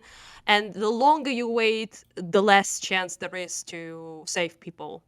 And it just was like I talked with a couple of them on camera as well, but in person they all said like it made them like borderline fucking want to off themselves because they couldn't really the oath they gave, they couldn't fulfill it. Yeah. Because it was dangerous for them to do so. And it's a difficult time for sure. I'm just kind of curious. I don't know if we were talking about this before. You haven't left Ukraine. Why do you stay? What's the main thing that keeps you there? Obviously, at this point, you've got some following on Twitter. I'm sure you could move to someplace in Europe or the United States or whatever. Why? Like, what is the thing that keeps you there the most? I had the cringe up my spine when you moving to the US. No, I don't want to leave because I think you can guess why. Because it's my job. I help people. I do volunteer work. I go to the front, and I can't do that from some cozy place in Poland, and that thing. And I want to still help out people as much as I can. I now have much more resources than an average person to help with my fundraisers, thanks to you mostly, and to your community. Shout out to DGGers who got money for just another car a couple of days ago. I posted about it. And, it's just that other people help a lot, of course, other communities also, but DGG always is the main one for sure. And that's just something I want to do. And I sometimes I'm a bit down about all of it. Sometimes it feels like you feel like all mopey, that like it doesn't change much. Sometimes you feel like that, but then you meet the people you gave supplies to and they're so fucking grateful and happy and you made their lives better, and like, oh yeah, I actually do matter. For those particular people it does matter. It matters a lot. So that's the reason really. Plus a lot of like my friends couldn't leave obviously because they are men. And I was gonna ask just felt on this note, like, because this came up a while ago, and I never even thought about it, but because apparently women are allowed to leave, but men, I think of all ages, aren't. Do people look down on women that leave or come back, or what? Or is it like understandable? Kinda. Or kind of? Like it kind of depends on the person, if I'm honest. Like there are other some women who left are kind of validated because they, for example, they left with small children Sure. of theirs sometime, and many like actually soldiers on the front like fucking beg their wives to leave because they don't want to be worried about the your lover, like wife, girlfriend, whatever, right, mother, sister, to be like fucking bombed. And you can do nothing about it. It's so fucking sad when you see like people on the front lines fighting, and then they get message, your entire family died in a fucking shelling. in a city. You know, it's just yeah. Obviously, I understand that sometimes it makes sense, but a lot of people, I'll be honest, okay? Like, people can think I'm like, we are like, you know, rude about it, but it's true. Many people who left are fucking assholes, okay? They were like people who just used the opportunity basically to get like money from other countries. Like, as sometimes some people left who weren't living in the cities that didn't get a single bomb, okay? Like, some people left in the cities, from the cities that wasn't really, there was literally nothing happening there, and still nothing is happening there. So it's just, yeah, it's just, some people left for good reasons. For example, there are people who had their whole house destroyed, for example, right? In the east somewhere or in the south, and they have no money. And they know that Ukraine will not be able to give them enough help to live as a family, right? So they, for example, would live to UK or Germany or like Poland or somewhere, right? And then the money that refugees received there would be enough to at least have us sustain some living, okay? So people lost their jobs. The entire, like, you know, I have a friend whose like entire factory was destroyed. Like, he has no job because that factory was just bombed to shit, right? So we help him, like friends help him, like financially, right? But not everyone has that. Not everyone has like friends or family members that can help them, and that makes, I think, is a solid reason to leave. Yeah, I have a friend personally, for example, also a woman who left because she was like basically raped by Russian occupation, like 3 soldiers, and she couldn't, you know, stay here for that reason. Sure. But, I mean, valid, I guess. Can judge that. She was in Borodyanka in Kiev, like north of Kiev region, and anyway, they like barged into her house basically, and you know, stayed there and did a lot of things. Let's put it like this. Wait, and, did you say? It's just Hold on, I misunderstood the last part. You said she lived in Kiev, or she lives there now in Kiev? north of Kiev. North- Borodyanka oh, is north. like Okay, gotcha. it's north part of Kiev Oblast that was occupied. Gotcha. In Yeah. the Okay. beginning. In the very And- yeah. Okay. yeah, not Kiev, the city itself. Yeah, so that was kind of like, you know, that's a valid reason. But some people, you know, opportunistically just left, and also then rented their apartments, okay? Jesus. Not to throw shade, for like 40,000 UR, which is like crazy money by our estimation. So, you know, it's just, yeah, it's some people, I mean, we're not, people sometimes idolize, you know, us a little bit, I think, like that everyone's like so heroic and resilient and epic and all of that. And it's kind of true. A lot of people are great, resilient, epic, and awesome, but a lot of assholes, as in any other country, obviously. So, yeah, I would say don't really idolize anything, really. Not a country, not a person. So so I have like mixed feelings, basically. Depends on the person, so on their personal circumstances and how they behave. Okay. Gotcha. No, Alright. not that I'm mad at every single refugee, okay? It's not like Yeah, that no, I'm yeah, like, yeah. oh, you fucking bastard. But no, you know, obviously. But I will say, like, as a general rule, no matter the circumstances, I certainly have more respect for people who stay. For sure. Like, that's not a question, I think. There's a rude way people call people.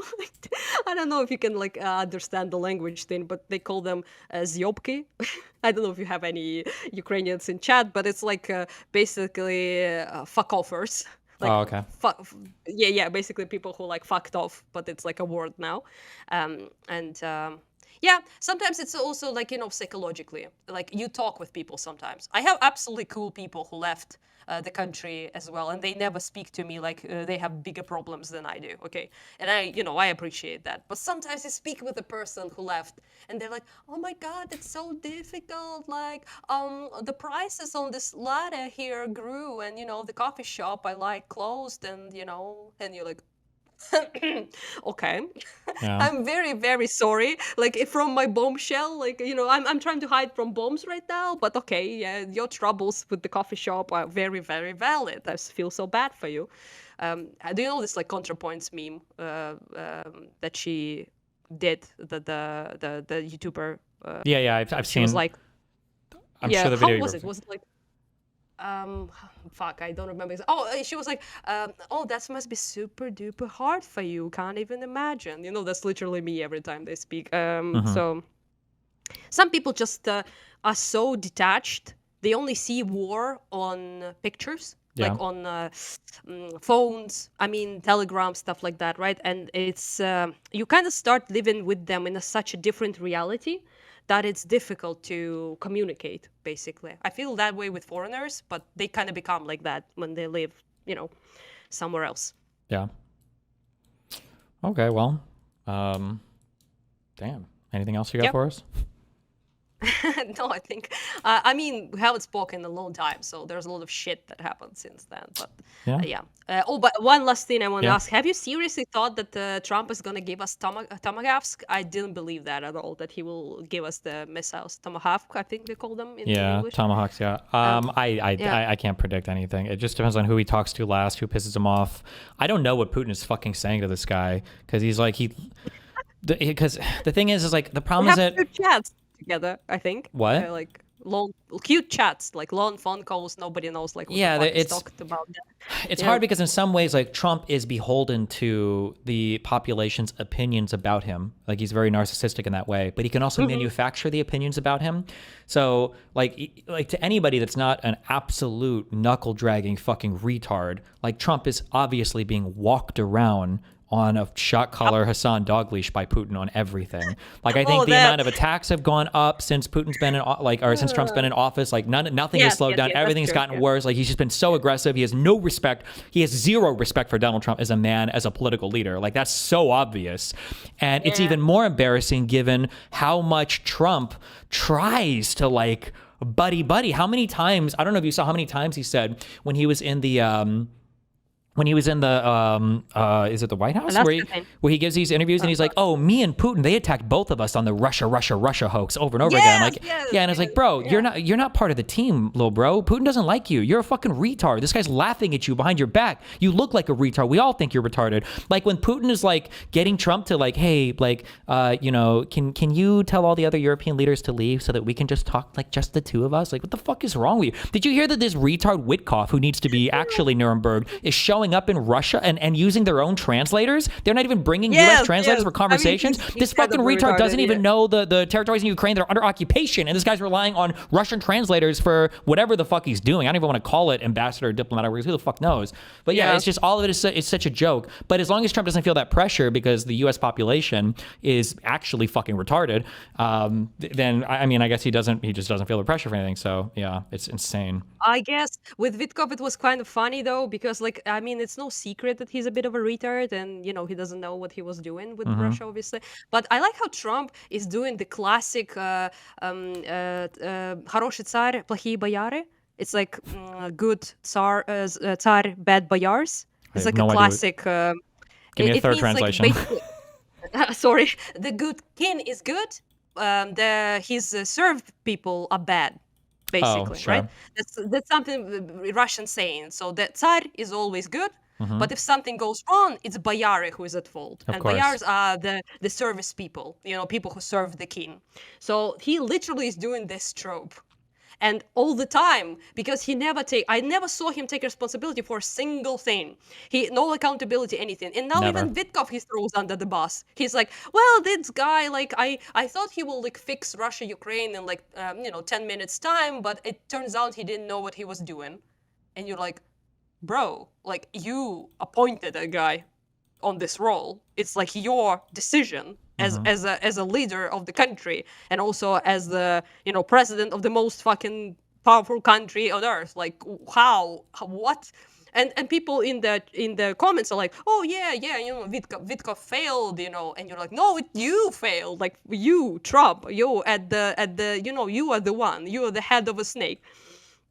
Yeah, so there's it's just- like people have this like he marketed himself as a businessman, and the first thing you learn as soon as you're made like a fucking team lead in a fast food restaurant is that the buck stops with you. Like if you're like even in my little restaurant days, like if I'm supervising a shift and the manager comes in the morning and my restaurant is dirty, like if the manager shouts at me, there's no world where I could tell the manager, oh well, my employee slacked off. Like it's my shift. Yeah, what do you mean? point the finger at your employee. How cringe! Yeah, Like, you're the everyone leader. knows You're the that, one like, that was elected to figure yeah, these people. You employed these people. You're the one that chose these people to do this. Like it's on you, bro. Yeah, you can't keep blaming the deep state when you are the deep state. You are the president. This is your second run at it. Like how Where can is you the keep deep blaming everyone state? else? Yeah, what the fuck?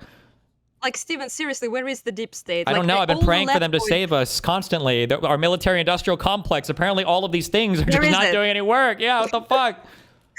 I'm waiting, okay? All the leftoids were like screeching at me in 22 that it's all the deep state and, you know, all that and like all the military industrial complex, I guess. But fuck all happened. So, yeah. What I mean, Hassan thing is funny though. I will say, like, I didn't know what was happening until you messaged that thing to me about The dog stuff? collar. Yeah, Yeah. and I was like, what the fuck? Like, I didn't understand what you even talk about because you talked about the collar. I guess you assumed that I maybe saw that shit. But I was like, what the hell is happening? And I'm like checking out and I'm like, fuck. Oh my Jesus. God. That's so in character though. I Yeah. kind of like, you know, I kind of vibe with that.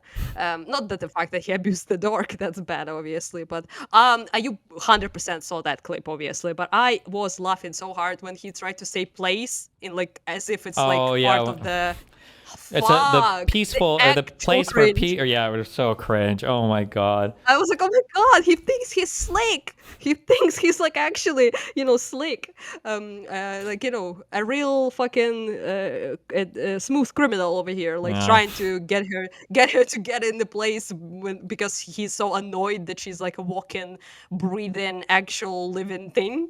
And he's like, you fucking dog. Just stay in your place, okay? You're a decoration. What the fuck? And he can't like zip her now, I guess. So Now she's just walking all imagine over how the annoying place. that is. Yeah.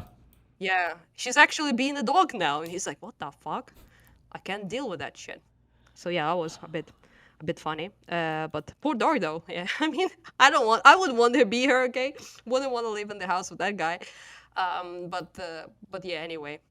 It wouldn't surprise kinda me if it's funny though gone how- within like 3 to 6 months, but we'll see. You mean the dog? Yeah.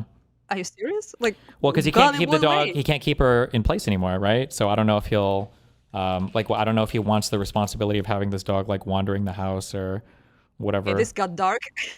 Well, I mean, I'm not saying he's gonna kill the dog. He might just give the dog away to somebody or something, you know? That's how I thought he meant. I was sure. like, he's going to, you know, sneakily assassinate it and then say, oh, how tragic, died in an accident or something like that.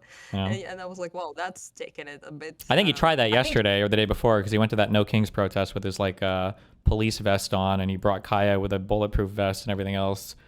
Oh, was that's super so cringe. cringe. Yeah. What the fuck happened there? Like, was he on the front line in Donbass or something? Like, why did he need a Kevlar? Because he gets shot at by the cops so much. Yeah. Oh man, that dude, like I don't know. I wish he kind of like embraced how quintessentially like American he is. That would be actually cool because he like represents all the fucking, you know, stereotypes in one person. Of He the does. rich He really fuckboy does. Guy. Yeah, and it's just so cringe that he went with the socialist thing. Ugh. I wish he like kind of picked another niche that just suited him better. Alas, you know. Oh, alas. Yeah. Well, save the dog, I guess. Like, save Kaya. fucking Good luck. actual open air prison over there. Like, that's sad. I don't know. But the memes are hilarious, though. I saw like so many lightning bolt things with the dog, like that with anime stuff and you know that stuff. I love animals, okay, but that's funny. Yeah. Yeah, and yeah. Other than that, I think let's just kind of try not to die of cringe, I guess, and see what will happen next Yeah. in Good the luck. fun world. Yeah. Yeah. Thank you, and yeah, bye to everyone. I proved that I'm alive, so it's all good, I guess. Good job. We'll talk to Yep. you in the future. Yeah. Perhaps. Bye. Be careful. Bye. Thanks for chatting. Spooky.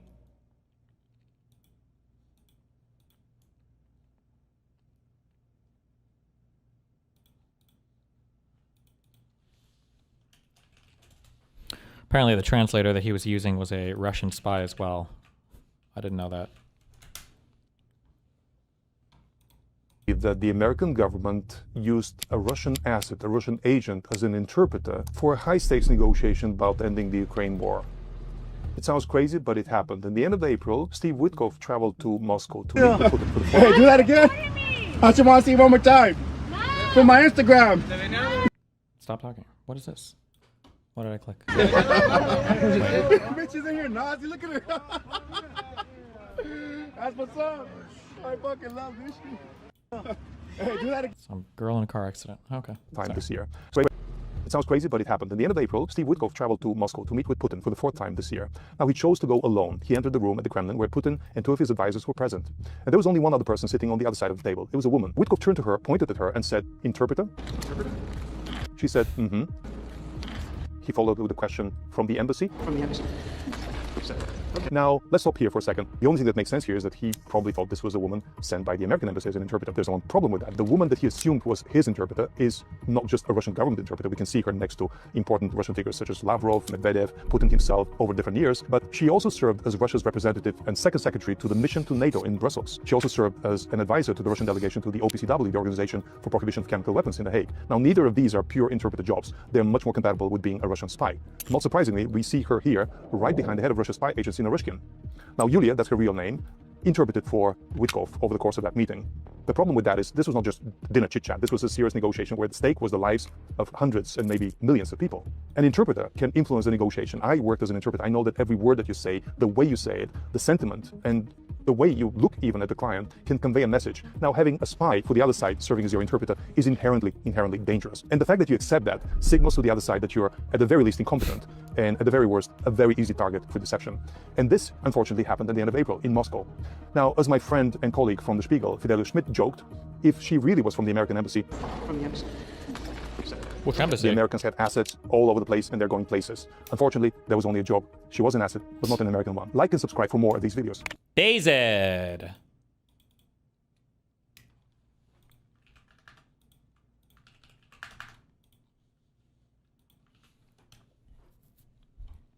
Got to get permits. You've got to get police out there. You've got to get the signs. You've got to get the messaging out. To have millions of people out there, that is not a cheap endeavor. And I will also say that there is a company called Crowds on Demand that has a CEO, and you can pay them to go out and protest for you. You know, up to $500 a day you can make as a paid protester. This is the reality that we're in. So the question mark is, where did the money come from?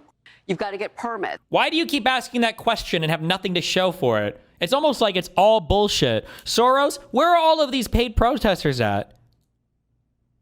Where the fuck are they?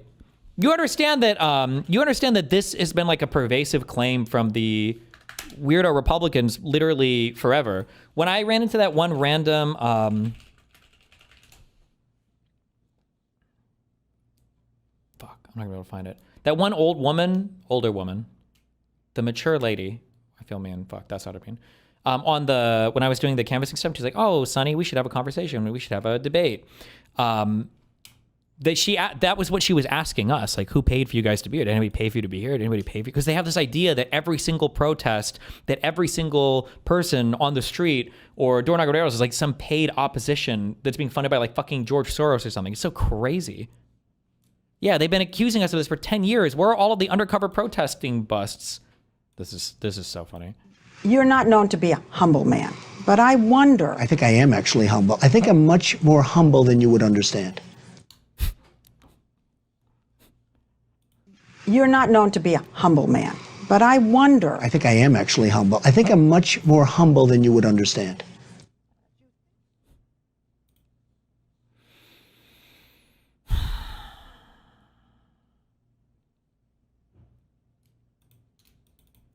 Which is impossible because I am the most humble.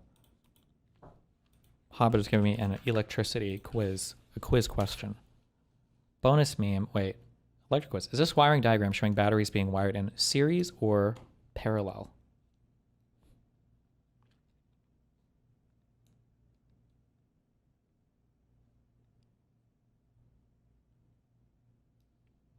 These are definitely series, right? It is. Or are these connected? This set of batteries, because it's just going from doing it like this. Boom, boom, boom, boom, boom, boom, boom, boom, boom. Boom, boom, boom, boom, boom, boom, boom, boom, boom. Boom, boom, boom, boom, boom, boom.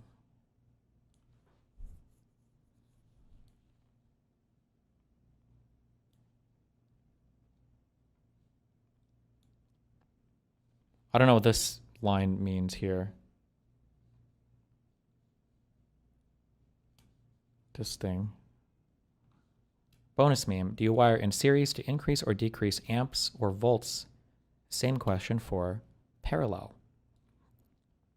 If you wire in series, I think you increase voltage.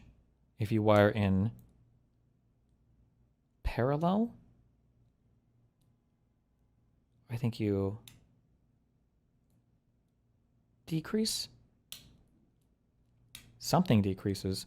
Because if you wire, I remember for when I did my car stereo, this is the only time I've ever used any of this information in my life. That and licking the batteries outside my door.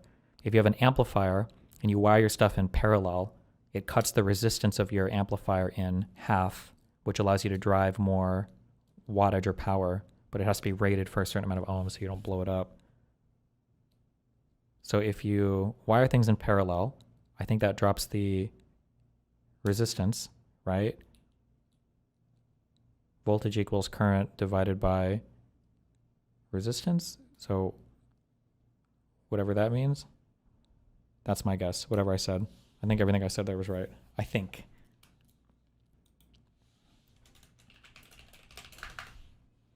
You're thinking about the load side. The question was from the generation side. How do you know what the question is about? Voltage equals I times R. Oh, I thought it was I over R. Whoops.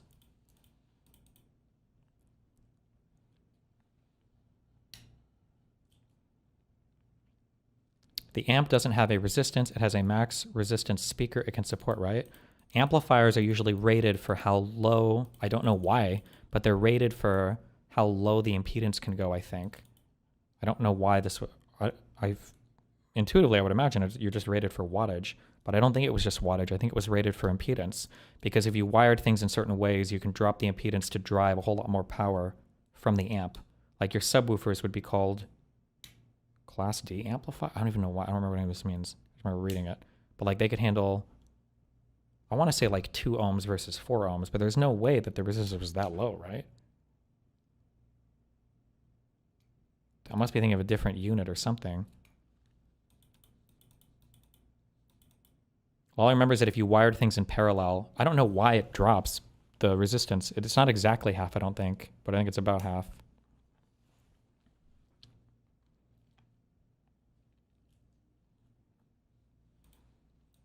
Was this the debate you were referring to? But they get addicted to the system, and they don't. Yeah, she was asking. They've been accusing people of this for years.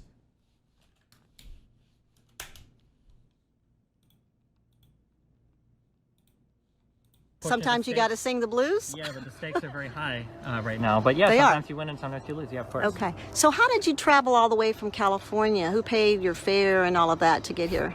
I paid myself. You bought your own ticket here? You came to Georgia because of the runoff? Yep. Okay, so you felt like this runoff was that important that you needed to be present? Yeah. Like she thinks, yeah, she thought that some like other org was paying, like how much money would that cost? There'd be so many paper trails, you know? I have a 1 ohm stable. Oh, maybe it was literally 124. Like I feel like a good amp, like your clean amps that you would drive your front and rear speakers with would be like 4 ohm amps. But if you had really good powerful ones for your subwoofer, it'd be like 1 or 2 ohm amps. And then your speakers would be rated differently as well. I don't know if that's real or not. These are the numbers that I remember.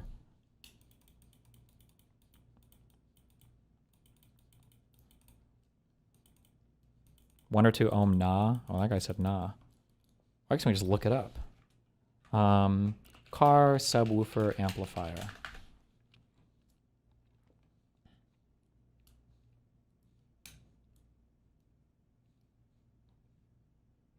God damn, these are expensive. The fuck?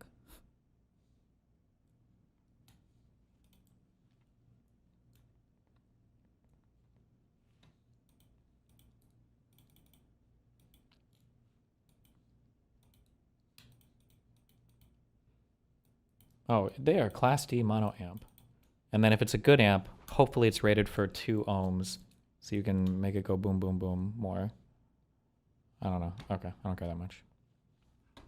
We're done.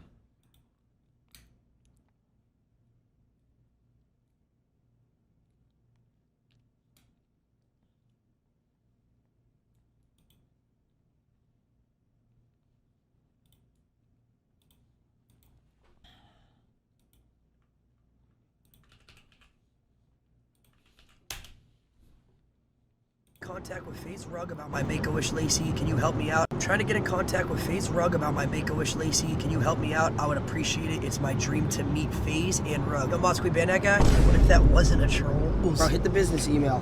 Lacey, what's up, man? The one that sent you guys up to Make-A-Wish burger. You were in the chat earlier. Yeah. I was not lying. Oh my gosh, what's up, man? Her question was actually kind of fair to ask because the travel plus hotel fare just to Canvas isn't exactly affordable for your average American. Okay, but if it's not affordable for the average American, how expensive would it be for an org to fly out hundreds of people? That would be so much money.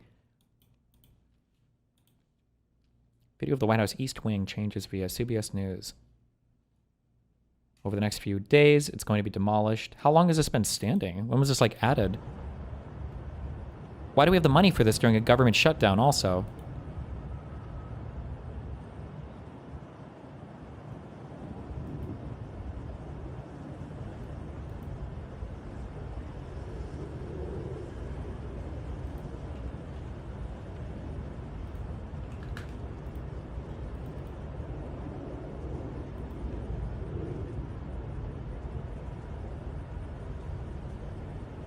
True! Governments across the United States remove statues of Confederate leaders. Conservatives, this is an outrage. These are historically significant. Trump demolishes the East Wing of the White House. Crickets.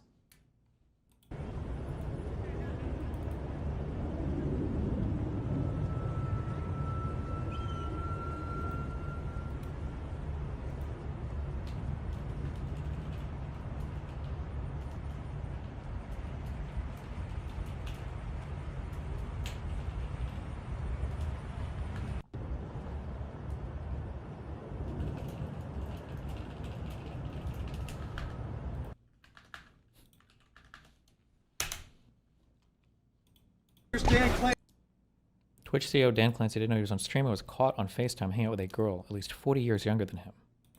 What? Clancy, show me Dan Clancy again. No. Tell Dan Clancy we said what's There's no way. Wait, Dan Clancy, do you know who I am? Wait, let me ask. That's literally him. Wait, Dan.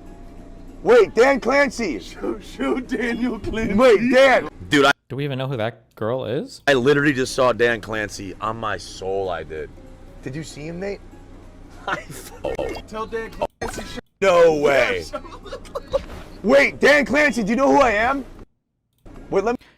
It has to be. They're like at a party. There must be like some Twitch party or something where a bunch of people are. It would be so stupid. There's no way this guy's that dumb. They have to be like,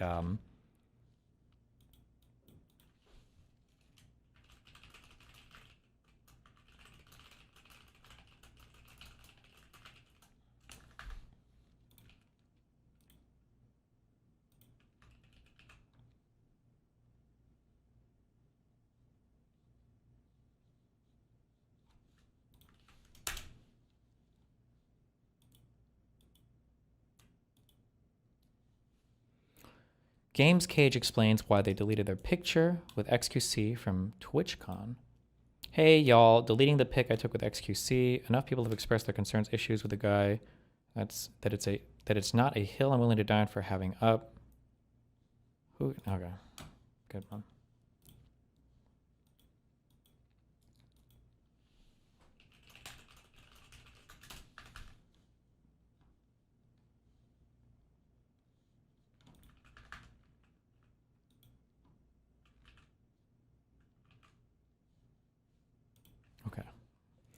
I need to get through these. Hassan Piker, who was supposed to debate Charlie Kirk on the state of free speech. What? This picture is like... Oh yeah, it says here. Like 7, 8 years old. The fuck?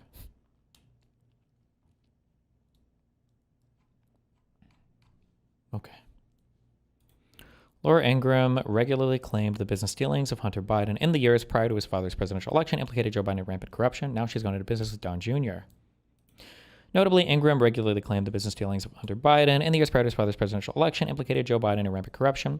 Hunter Biden's name was mentioned during at least 164 episodes of Ingram's Fox show in the less than 2 years from January 3rd, 2023, when Republicans took control of the House of Representatives after promising to use their power to investigate those business interests through Trump's election on November 5th, 2024, according to a Media Matters review of the Kinetic Video Database.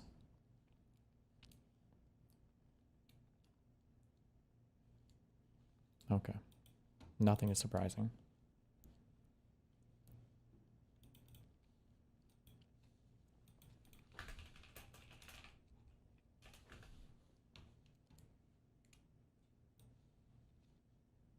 And now he's going back for as much as in nobody better. I think maybe the best in history in college, and he had a great career in the NFL too, and he's a great person. And now he's going to be the ambassador. Come on, name the country, Herschel. He's going to be in the tough job.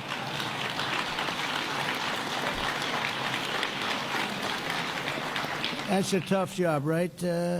We'd like to have that job a little bit. We're leaving tonight for as much as in nobody better. I think maybe the best in history in college, and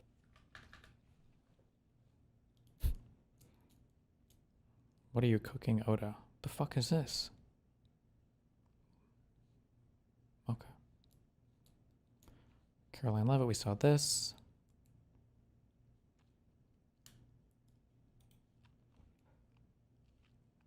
These are all the races for the House of Representatives last year that were somewhat close. In most places, the winner came from the party that also won the district in the presidential election. Except for these 16 candidates, they're Democrats who won in places that backed Trump and Republicans who won in places that backed Harris. What do they all have in common? They're all moderates.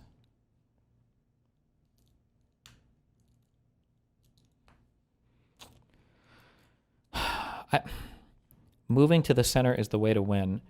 Like, I don't necessarily disagree. It just depends on what you call the center.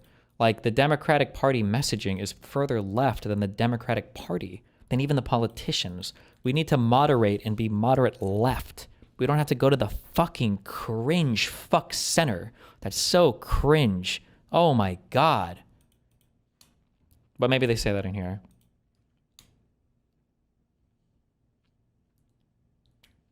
Some of the country's highest profile Democrats identify as Democratic Socialists. Like, that's cringe. We don't need that, okay? Candidates closer to the political center from both parties can you do fare better in most elections on the further to the left or right.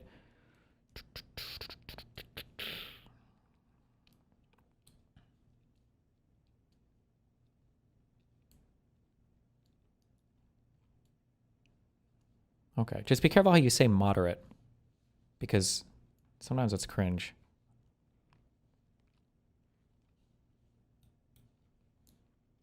The end of an era. Join us tonight at 7 p.m. for my last Live and Learn. Wait, what?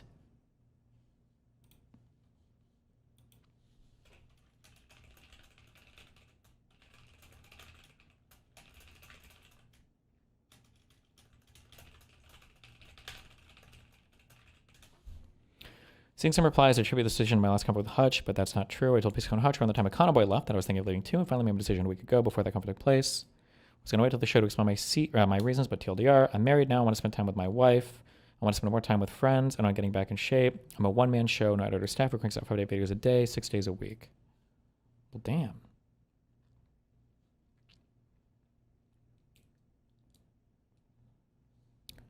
Apparently they had a heated debate, Josiah versus Hutch, 3 days ago. Fuck.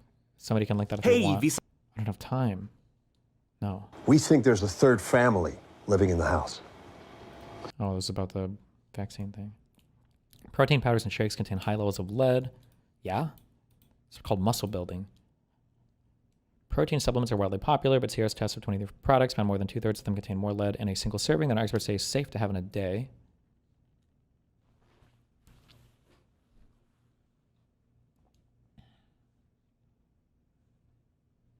At what part of the process is lead even introduced? Josiah was mad. It's 100% because of that debate. Wait, what? Link me the debate. This used Prop 65. It's retarded. Oh, well, okay. California. Okay. Listen, there's safe, there's dangerous, and then there's California dangerous, okay? Now, I love California. I love living there. Some of the best play civilly to my life. However, in California, literally every single thing supposedly will kill you. Like if you're walking into a parking garage, there will be 27 signs. It's like danger. The fumes in here, if you're pregnant, will lead your child to fucking explode out of your uterus. Every single thing you touch, look at, there's a sign, a warning thing on fucking everything. Okay. Now, I don't know if maybe this is actually super dangerous lead. I don't know. I haven't read this, but.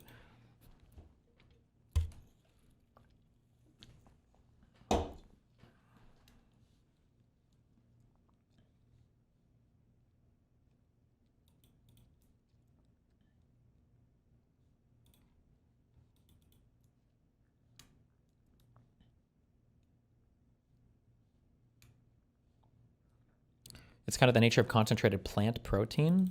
Well, whey isn't plant protein, right? That's, I don't even know if casein is plant protein. Aren't both of those dairy? I don't remember. Here's the debate, but it's a long boy. Your whey is... Another 2 hours? Damn. Yeah, we just need clean lead.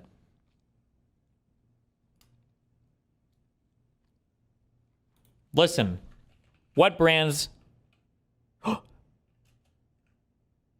Serious mass. Okay, well, these people are... Just eat cookies. Who's buying this shit? Oh, shit. Oh, shit. Oh, okay, no.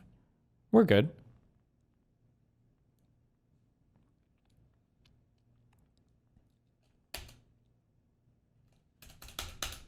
Okay. Isn't there like something you can eat to like take the lead out of your body? Just like eat that. Balance it out, okay?